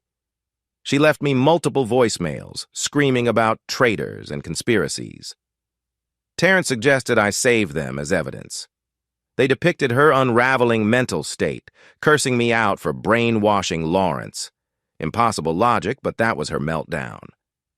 Late one night, Jade woke me, trembling. She'd spotted Monica in the backyard, standing near a tree. Jade had seen her silhouette through the window. My heart lurched. If Monica was trespassing, that was serious. I grabbed a flashlight and my phone, stepping outside cautiously. But by the time I circled the yard, she was gone. Still, footprints in the dirt near the fence indicated someone had been there. "Do you think Mom's stalking us?" Jade asked, pale with worry. I tried to reassure her. "She might have come to see if we were home or if the lights were on. I'll call the police if she does it again." Inside, I fumed. Monica's desperation had reached new lows. If she tried forcibly taking Jade or Tiff, that would be a grave violation of the court order. I notified Terrence and the local police about possible trespassing. They advised me to remain vigilant, keep the house locked. One afternoon, I found Tiff rummaging in the attic. She brought down an old photo album from when she was a child, flipping through images of Monica and me at the beach, at Tiff's first day of kindergarten. Jade was just a toddler then. The pictures showed a smiling, warm mother, a father equally content. Tiff's eyes were watery. "She was so normal then," Tiff murmured. "Where did that mom go?" I sat beside her, gently flipping the pages. "People change," I said quietly. "Sometimes they let resentment or vanity or something else eat away at them. It doesn't erase the good memories. But it means the person in the photos isn't who she is anymore." Tiff sniffed. "I keep wondering if there was something we could have done, or if she was always like this, just hiding it." I wrapped an arm around her. "Don't blame yourself. None of us saw it coming. Maybe she had a midlife crisis. Maybe something snapped. Regardless, you're not responsible. We just adapt and move forward." She nodded, closing the album. "I guess so." In that moment, I realized how deeply Tiff had matured. She still hurt, but she wasn't letting that hurt define her. She was forging her own path. With every passing day, the final court date loomed. Terrence and I felt we had a formidable case. Custody had been effectively settled in my favor, thanks to Monica's meltdown and the children's stated preferences. The only real battles left were property division, the house, cars, investments, and spousal support. Monica's side tried to spin a sob story about emotional trauma, but the DUI charge and her ex-lover's damning affidavit shredded her credibility. I'd waited a long time for justice. In a few weeks, we'd stand before Judge Taylor one last time, present final arguments, and hopefully walk away with a definitive decree. I told Tiff and Jade that they might not even need to appear in court again, as the custody portion was largely resolved. They breathed sighs of relief, anxious to put all the drama behind them. Still, a part of me braced for a last-ditch stunt from Monica, some desperate ploy to claw back sympathy or sabotage me. I prayed she'd already exhausted her capacity for chaos. But I'd learned not to underestimate her when cornered. The final hearing was set for a Monday morning, bright and early. I woke up at dawn, restless. The house was quiet. Tiff was snoozing upstairs, Jade also asleep. In the silent kitchen, I made coffee, staring at my reflection in the microwave's black door. I saw a man who'd been battered by betrayal, who'd lost trust in the woman he once loved, but who'd found a new purpose in protecting his children. Today, that man was determined to close the book on Monica's toxic influence. Terrence and I arrived at the courthouse at 8 a.m., heading to the assigned courtroom. Monica was there, glaring at me from across the aisle, her attorney Clayton at her side. Monica looked worn, dark circles under her eyes, hair lacking its usual polished flair. I recalled the text messages that hammered me daily with insults, but I maintained a neutral expression. Clayton approached Terrence to confirm final exhibit lists. Meanwhile, Monica avoided meeting my gaze, rummaging in her purse anxiously. The tension was thick as we all waited for the bailiff to announce the judge. Judge Taylor entered, wearing the same measured expression she'd had in earlier proceedings. After some formalities, she called the case forward. Wilson versus Wilson, final divorce hearing. Counsel, state your appearances. Terrence introduced himself and me, while Clayton did the same for Monica. Then the proceedings began. I felt my pulse pounding, but forced my posture to remain steady. First came the matter of property division. Terrence laid out how we'd had a modest but stable portfolio. The family home, one retirement account in my name, smaller savings in Monica's name. Because I had already preemptively moved half our joint funds, the question was whether Monica deserved more or less than a 50% share of the marital assets. Clayton argued that I'd unfairly seized assets. Terrence countered that it was a protective measure after Monica threatened me, plus evidence showed she planned to drain the accounts for her extramarital fling. We had receipts of her lavish spending with Lawrence. Judge Taylor listened, occasionally glancing at the exhibits. Then she questioned Monica directly.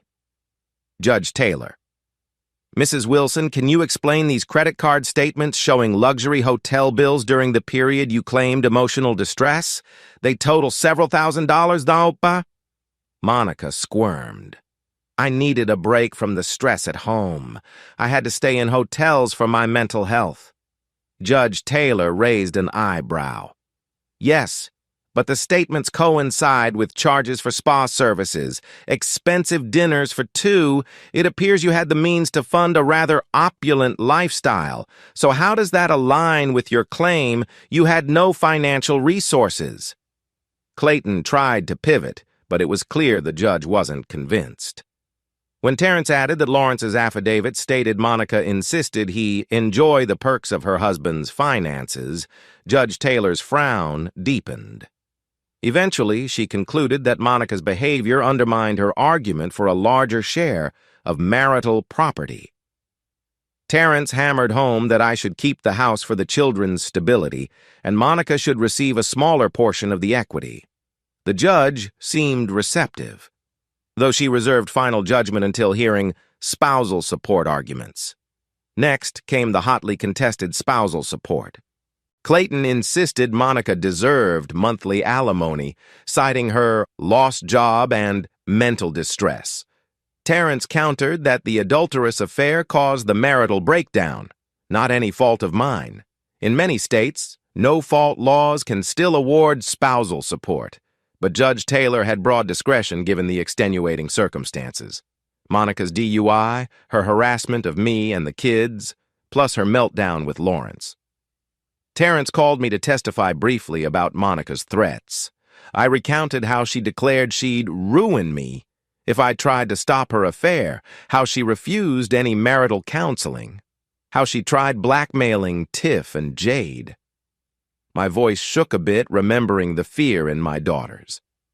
Clayton attempted to paint me as controlling, but each time, Terrence objected or reminded the court that Monica had never produced evidence of my alleged abuse. The judge again listened intently. Then Terrence brought up Lawrence's affidavit. The judge read it silently, her expression grim. She asked Monica if she contested the statements about her blackmail attempts. Monica muttered denials but could not provide contradictory evidence. The affidavit was thorough, damaging. By the time that segment ended, Monica looked almost in tears. At one point, the judge addressed Monica directly. Judge Taylor. "Mrs. Wilson, do you have any explanation for Mr. Lawrence's claims that you demanded he lie under oath about Mr. Wilson's supposed abuse?" "This is quite serious." Monica's eyes darted around. "He's lying. He's bitter because we broke up." Judge Taylor. "So you're alleging his entire sworn affidavit is fabricated out of spite?" Monica nodded, then cast a desperate glance at Clayton. He tried to salvage it, but the judge reminded him that they offered no contradictory proof. It was a dire blow to Monica's credibility. By the end, it seemed likely that if she got any spousal support at all, it would be minimal and short-term. Terrence quietly told me, "She sunk. We've got this." Next, the judge confirmed the custody arrangement. Since Tiff and Jade both expressed wanting to stay with me and Monica had repeatedly shown irresponsible behavior, the judge reaffirmed I'd have primary custody. Monica would have supervised or limited visitation as recommended by the family mediator. Monica looked distraught as the judge declared it final. No further testimonies needed since the children's preferences were clear, and the mother had violated multiple court guidelines. Judge Taylor. "Mrs. Wilson, your actions, including a recent DUI arrest and intimidation attempts, leave me no choice but to maintain limited visitation privileges until you can demonstrate consistent sobriety and stable behavior." I heard Monica mutter an expletive under her breath. She tried to stand and speak, but Clayton tugged her sleeve, likely warning her that outbursts would harm her further. Finally came the moment we'd all awaited. Judge Taylor prepared to issue the final decree. She summarized the evidence, the prior custody order, the depositions, and concluded, dissolution of marriage. Granted on the basis of irreconcilable differences and marital misconduct by Monica. Though the state is primarily no fault, the judge noted her moral turpitude influenced spousal support. Custody and visitation, full physical custody, awarded to Dean Wilson. Monica gets supervised visitation as recommended by a child psychologist. She must attend therapy or counseling for a period, show proof of sobriety, and refrain from harassment or intimidation. Property division. The family home remains with me. Monica is entitled to 25% of the home's equity, an amount significantly lower than the standard 50%, citing her misuse of marital funds. She also retains her personal retirement account, but not mine. Spousal support. Minimal support of a small monthly sum for 12 months only, after which it terminates. The judge stated that Monica is employable and should seek stable work to support herself. If she fails to do so, it's her responsibility, not mine. She banged the gavel lightly, stating, "This court is adjourned. Best wishes to the children, Mr. Wilson, and I hope you both move forward for their sakes." Relief flooded me. A year of battles, heartbreak, and sleepless nights ended with a decisive victory. My children and home were secure. Monica's attempts to grab everything had backfired spectacularly. As the courtroom emptied, I felt Terrence pat my shoulder, congratulating me. Monica, however, approached me with fiery eyes. Clayton tried to restrain her. "You bastard," she hissed, tears brimming. "You took everything from me. I hope you're happy." I stared at her, the woman I once cherished. "You made the choices that led here," I said quietly. "I never wanted this, but you forced my hand." She shook her head, voice trembling with rage. "I was lonely. You never paid attention." Terrence nudged me to leave it alone, but something in me wanted closure. "If I never paid attention, you could have asked for counseling or told me you were unhappy. Instead, you threatened me, cheated with Lawrence, manipulated our kids. There's no excuse." She let out a bitter sob. "This is all your fault.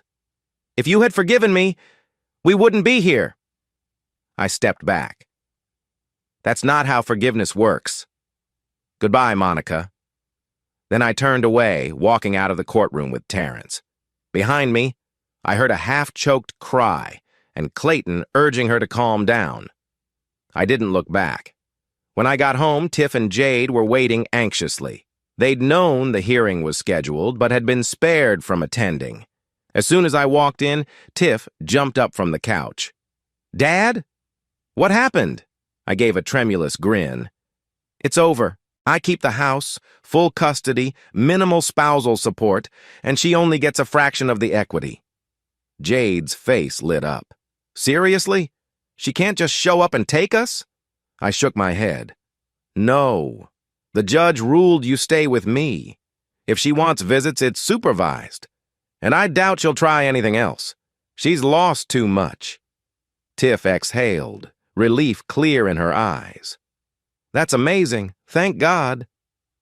We decided to celebrate with a simple pizza night.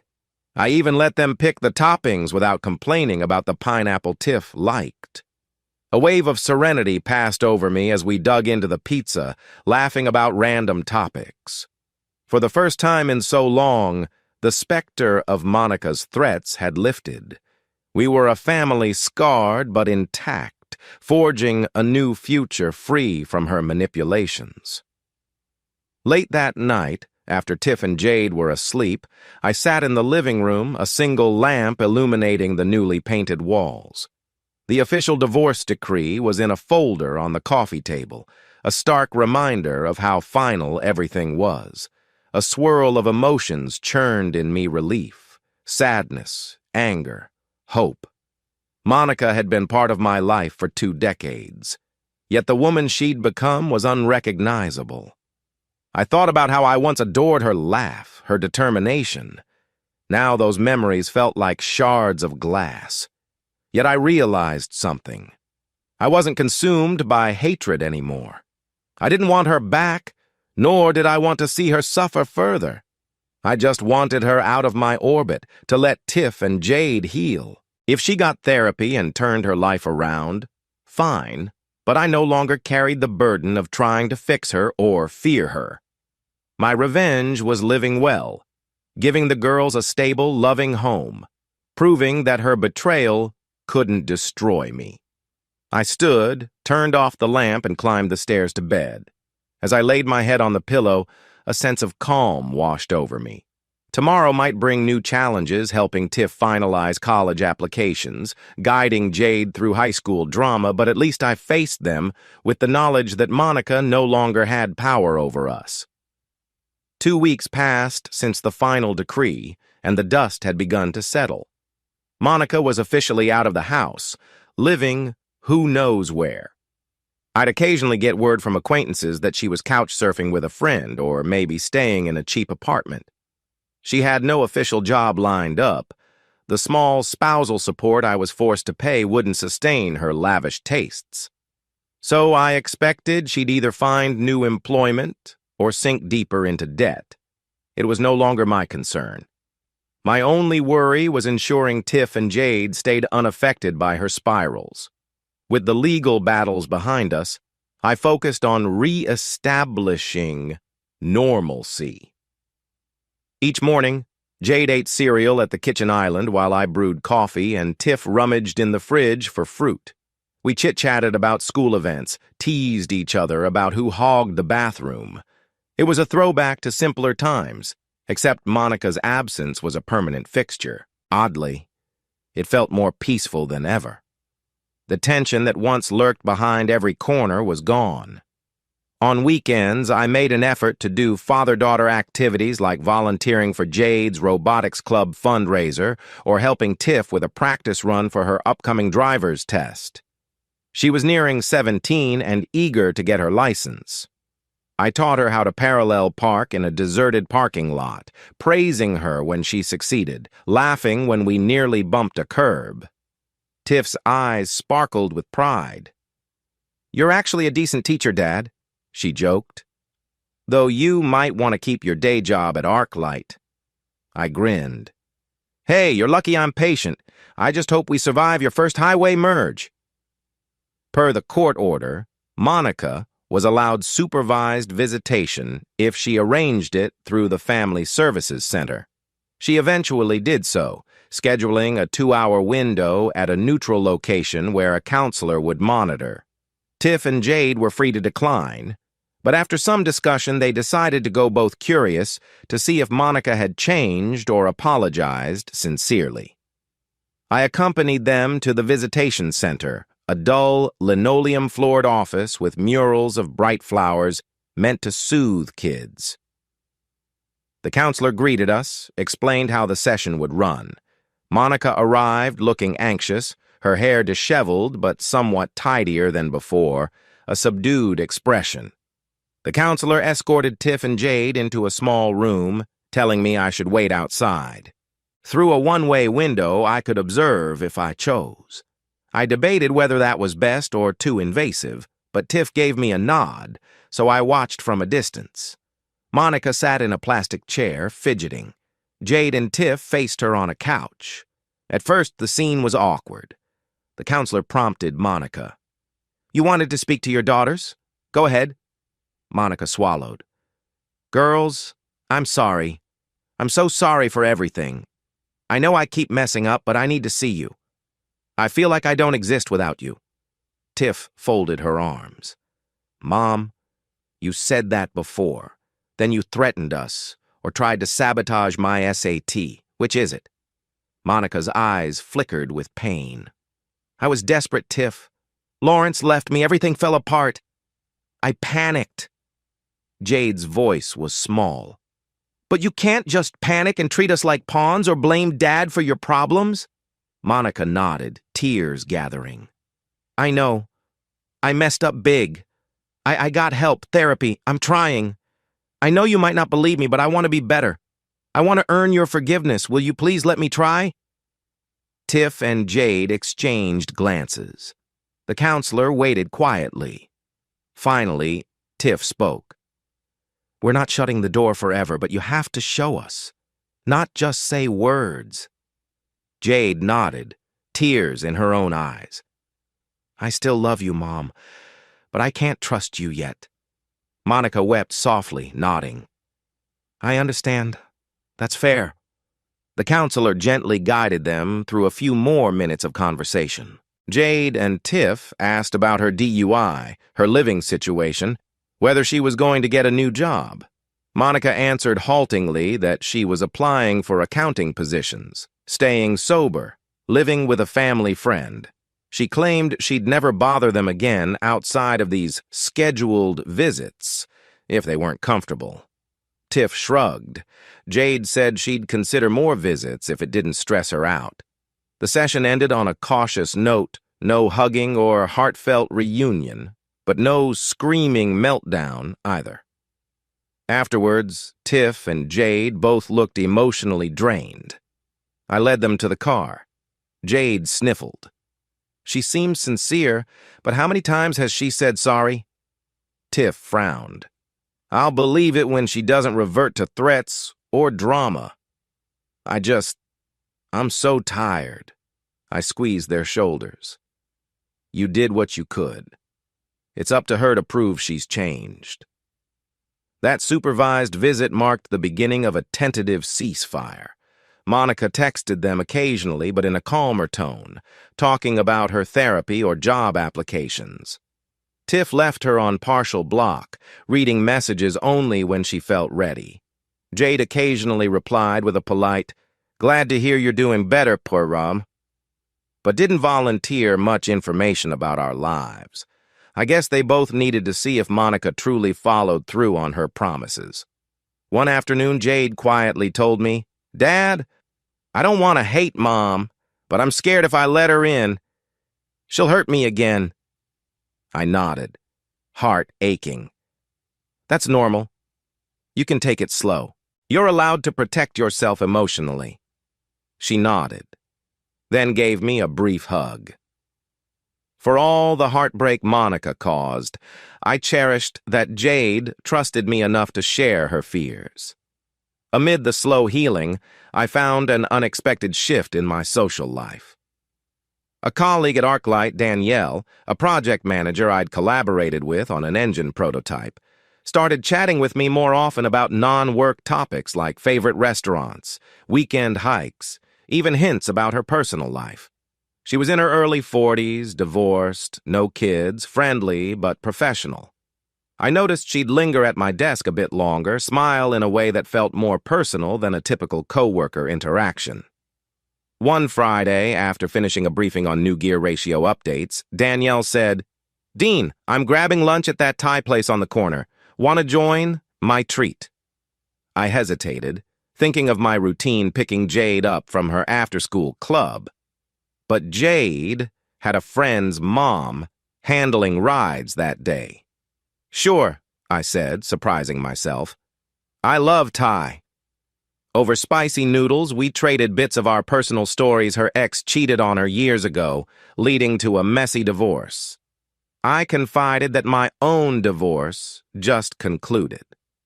She expressed sympathy, nodding knowingly. "I get it. The betrayal stings. But eventually you rebuild. Sometimes that rebuild includes new connections." My heart fluttered in an unfamiliar way. Am I ready to date again? Maybe not seriously, but I realized I enjoyed talking to Danielle. She was kind, intelligent, and understood the wounds of betrayal. That lunch ended with a casual agreement to do it again sometime. I didn't rush anything, my focus was on Tiff and Jade. But the possibility of adult companionship felt like a gentle ray of light after a long darkness. One evening, I was home alone. The girls were at a friend's sleepover when the doorbell rang. My stomach tensed, half expecting Monica. Indeed, it was her, but she looked calmer, not reeking of alcohol. She wore jeans and a plain sweater, hair pulled back. "I'm not here to fight," she said softly. "Can we talk, Dean? Just talk?" I hesitated. The court order allowed her to approach me for general matters, but if I felt threatened, I could refuse. However, her demeanor was subdued. "5 minutes," I said, stepping onto the porch. I kept the door behind me partially closed. She swallowed, eyes downcast. "I'm sorry. I know that doesn't fix anything, but I have to say it. I ruined us. I see that now. If I could turn back time, I would. I was so angry at you for not seeing me, not appreciating me. But I realize I never told you how I felt. I just took the nuclear option." I listened in silence, a swirl of emotions. She continued, "I'm in therapy. My counselor says I acted out of fear of aging, fear of losing my identity. I let that fear drive me to an affair, to threats. I lost everything. And I deserve it, I guess. But I want you to know I'm trying to be better for Tiff and Jade. For myself, too." My jaw clenched. "It's a little late, Monica. You threatened me. Threatened our kids. The damage is done." She nodded, tears gathering. "I know. I accept that. I don't expect you to ever forgive me. I hope maybe one day we can be civil. For the girls." I exhaled. "Civility, sure. That's all that's left. But you have to earn their trust if you want a real relationship with them again. They're not a switch you can flip on." She sniffed. "I understand. Thank you for hearing me out." She turned to leave, then paused. "Dean, I truly regret what I did to you. Not just the affair, but the cruelty. You didn't deserve that.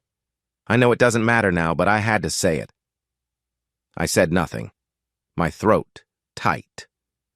After a moment, she whispered goodbye and walked away into the night. I stood on the porch, heart pounding with a storm of feelings. Part of me wanted to rage at her for the pain she caused. Another part felt an odd pity, seeing how broken she was. But her apology, while sincere-sounding, couldn't erase the devastation. I shut the door softly, reminding myself, I'm free now. That's what matters. The next day, Tiff eagerly showed me her acceptance letters from a couple of good universities. She glowed with excitement, explaining how she might major in engineering like me, or maybe pursue something else she was exploring. Jade teased her about building rocket ships. Tiff just smirked and ruffled Jade's hair. "Dad," Tiff said later, "I know it's expensive, but I got partial scholarships, and I'm applying for more. I don't want you to stress about the cost." I patted her shoulder. "We'll figure it out. I've been saving for your college fund. We'll handle it together. I'm proud of you." Monica's meltdown had no power to overshadow Tiff's achievements. She was forging ahead, unstoppable. Jade was equally blossoming, though younger. I felt a swell of pride that, despite all the heartbreak, my daughters were thriving. A few days later, I went for another lunch with Danielle. This time, the conversation flowed more freely, less about mechanical specs, more about personal values. She spoke of her own teenage years, how her father was an engineer, how she admired the structured thinking, yet yearned for creativity. I found myself genuinely smiling, a warmth I hadn't felt in a long time. "I know you've got a lot going on," she said gently, sipping iced tea. "But if you ever want to grab dinner or maybe catch a concert, I'd love that." I hesitated, my heart fluttering again. I'd like that too," I managed, though the idea of fully re-entering the dating world was daunting. But Danielle's calm, empathetic presence felt comforting. Maybe I deserved a shot at happiness beyond just raising my kids and nursing old wounds. One evening, Terrence called with an update. Monica's attorney, Clayton, had parted ways with her. Possibly she couldn't pay him. He also mentioned that Monica filed no further appeals or motions. It seemed she'd accepted the final decree, albeit grudgingly. Rick Masters texted me a rumor that she was working part-time at a tax prep office. If that was true, maybe she was indeed turning her life around in small steps. We were all moving on. Still, a small corner of my mind braced for the possibility of a meltdown.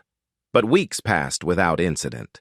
No more late-night trespassing or drunken calls. The kids relaxed further. Jade even posted a silly family selfie with me and Tiff on social media, captioned, "We're weird, but we're stable. Love my dad and sis." That post might have stung Monica if she saw it, but Jade was simply expressing relief in her new normal. Amid all the changes, I arranged a get-together at my parents' house. They'd apologized for initially urging me to forgive Monica before they grasped the severity of her betrayal. I wanted them to see Tiff and Jade in a stable environment. My mother fussed over Jade's hair, praising how tall Tiff had grown, and my father congratulated me on the final settlement. At dinner, my mother timidly said, "Dean, we're sorry we doubted you at first. We just never expected such a meltdown from Monica. We hope you can forgive us." I squeezed her hand. "I'm not angry, Mom. I know you just wanted to keep the family together. But sometimes we can't fix what's broken." She dabbed her eyes with a napkin. "We love you, son. And we love our granddaughters. If you ever need help, just say so." I smiled. "Thank you. Honestly, the worst is behind us." That night, lying in bed, I stared at the ceiling, reflecting on how drastically life had changed in a year. From discovering Monica's brazen affair to the final divorce hearing, I'd traversed heartbreak, rage, cunning legal strategies, and paternal protectiveness. Now, the house was peaceful, the kids were thriving, and I had the faint promise of a fresh romantic horizon with Danielle. My older self, the man who'd trusted Monica implicitly for 2 decades, was gone. In his place stood someone a bit warier, but also stronger. I realized I'd reached a personal milestone. I was no longer defined by Monica's betrayal. I'd reclaimed my life for Tiff, Jade, and me. That was all I ever wanted. A wave of gratitude and relief washed over me. Outside, Crickets chirped in the suburban night, as if serenading the hush that followed the storm. I drifted off to sleep with a small smile, content in the knowledge that we'd not only survived but were starting to flourish. A month after the divorce became official, life had gained a gentle rhythm. The wounds Monica inflicted remained scars in my psyche, but no longer bled. Tiff and Jade rarely mentioned her except to note the occasional text or supervised visit. Meanwhile, Danielle and I shared a few more lunches, plus a casual dinner where we discovered we both loved old 80s rock ballads. It was a slow, cautious friendship with hints of romance. And I didn't rush it. My daughters came first, yet I felt a spark I thought I'd never feel again after Monica's betrayal. Tiff eventually unblocked Monica's number completely, deciding she was strong enough to handle messages without letting them disrupt her life. Jade was still cautious, but occasionally wrote polite responses to Monica's updates about therapy or job searching. Over time, Monica seemed less hysterical, more subdued. She didn't push or threaten. Maybe therapy was helping her confront her mistakes. Tiff told me, "I'm still not sure I trust her, but she's not scaring me anymore." That was progress. The kids had the upper hand now, setting boundaries. Monica had no choice but to respect them if she wanted any relationship. I found solace in that shift of power dynamic. Part of the court's condition for Monica's visitation was that she maintain sobriety, proven via random tests if required. She apparently complied, though I had no direct involvement. The visitation center logs showed no new incidents of intoxication or aggression. She and the girls had another supervised session, which Tiff described as awkward but calm. Jade said Monica looked tired but kinder. Even the counselor noted Monica showed sincerity in wanting to reconnect. The counselor warned the girls it would be a long road. But at least Monica wasn't reverting to threats. I took that as a sign of closure. Whether Monica fully redeemed herself or not, it didn't matter for my day-to-day life. The kids were safe, I was free, and we could progress without fear. One late afternoon, Jade brought in the mail and handed me a small envelope with no return address. Inside was a typed letter. "Dean, I don't deserve your forgiveness, but I wanted to say once more that I'm sorry for everything. I accept the court's decision. Thank you for being the father our kids need. I know I failed them, but at least they still have you. Monica."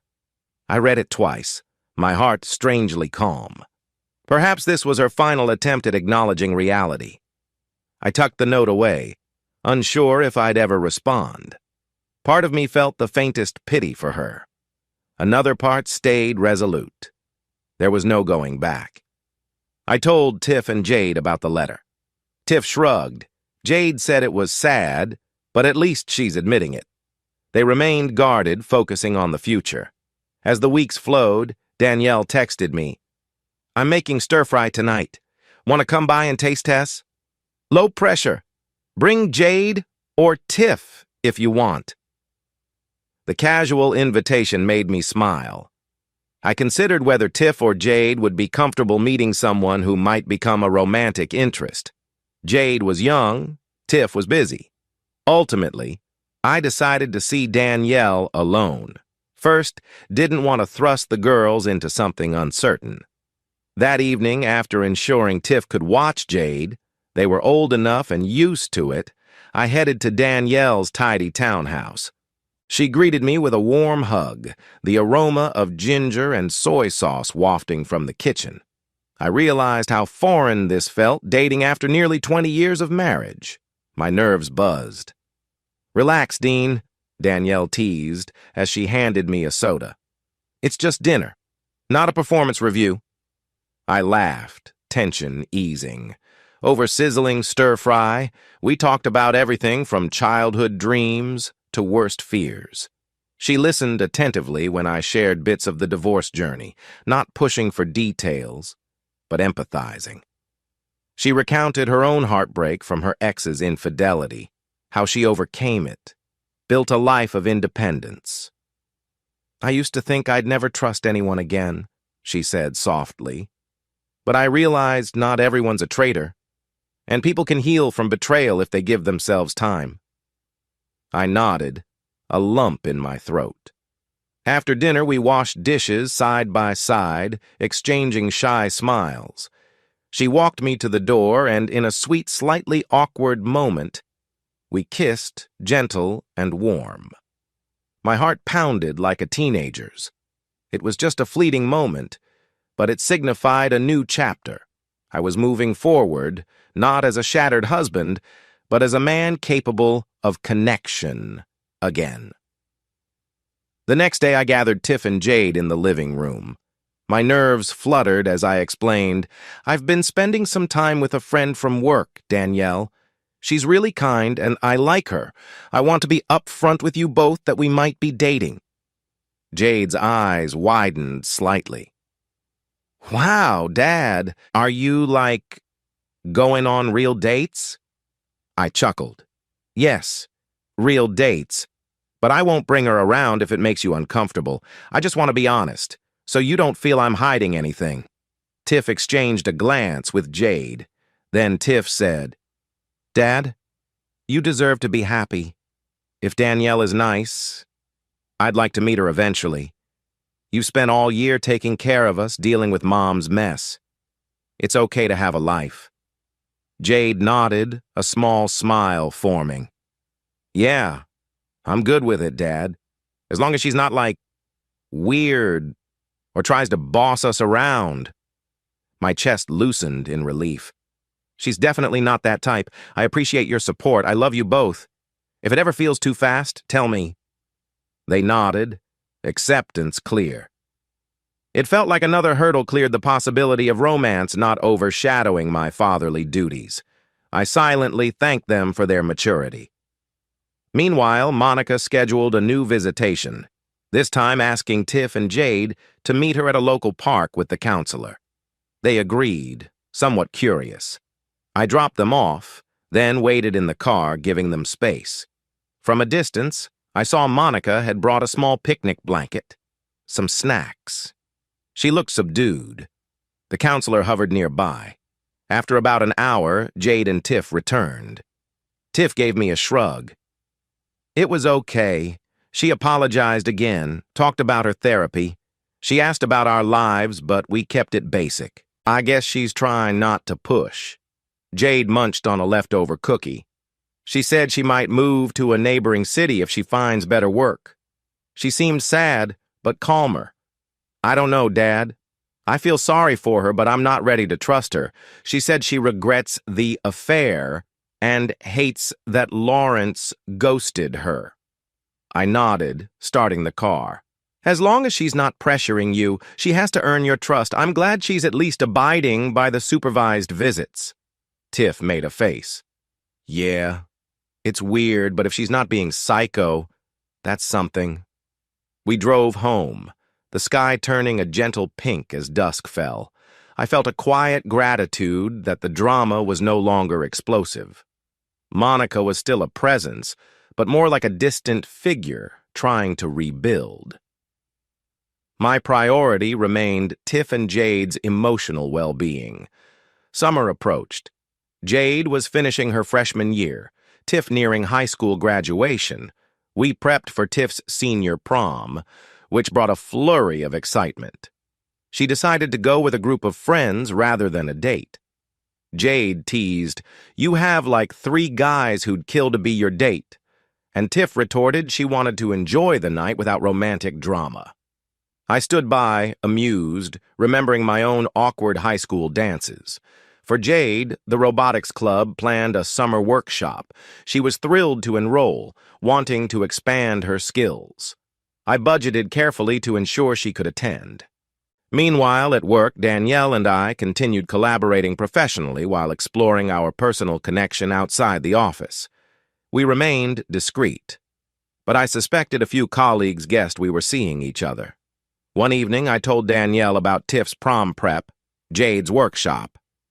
She listened with genuine interest, offering suggestions for a prom hairstyle Tiff might like. It felt so refreshingly normal, two adults sharing daily life details, no secrets or creeping dread. I realized how different it was from Monica's manipulative chaos. Danielle was open, supportive, not overshadowed by a thirst for drama.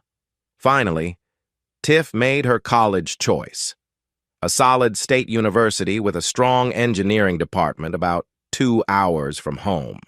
She'd dorm on campus, but we could still visit easily. When she announced it at dinner, Jade whooped, "Yes! That means I get your room, right?"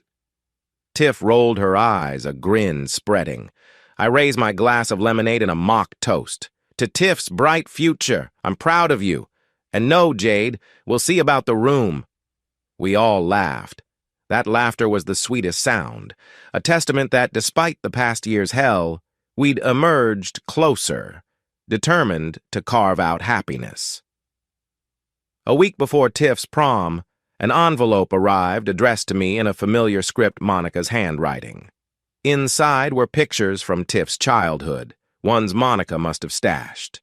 Tiff learning to ride a bike, Jade's second birthday, Monica and me smiling at a carnival. A note said, "Dean, I found these while packing.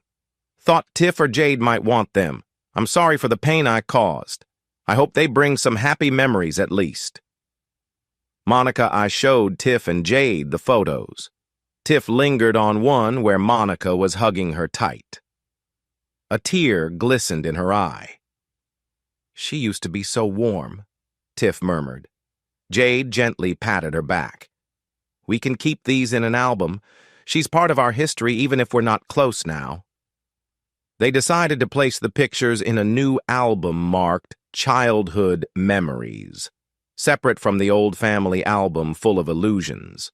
It was a balanced approach, acknowledging the mother who once loved them, but not ignoring the woman she'd become. On the night of Tiff's prom, I snapped countless pictures of her in a shimmery gown, Jade fussing with her hair. Danielle, who'd come by to meet them briefly, helped with final touches. Tiff looked radiant, a confident young woman stepping into her future. Jade teased, "Can we go now?" "I'm hungry," and Tiff rolled her eyes affectionately. I watched Tiff drive off with her friends, tears stinging my eyes. Not sad tears, but proud ones. She'd overcome so much heartbreak from her mother's betrayal, yet here she was, shining, forging ahead. Jade grinned at me.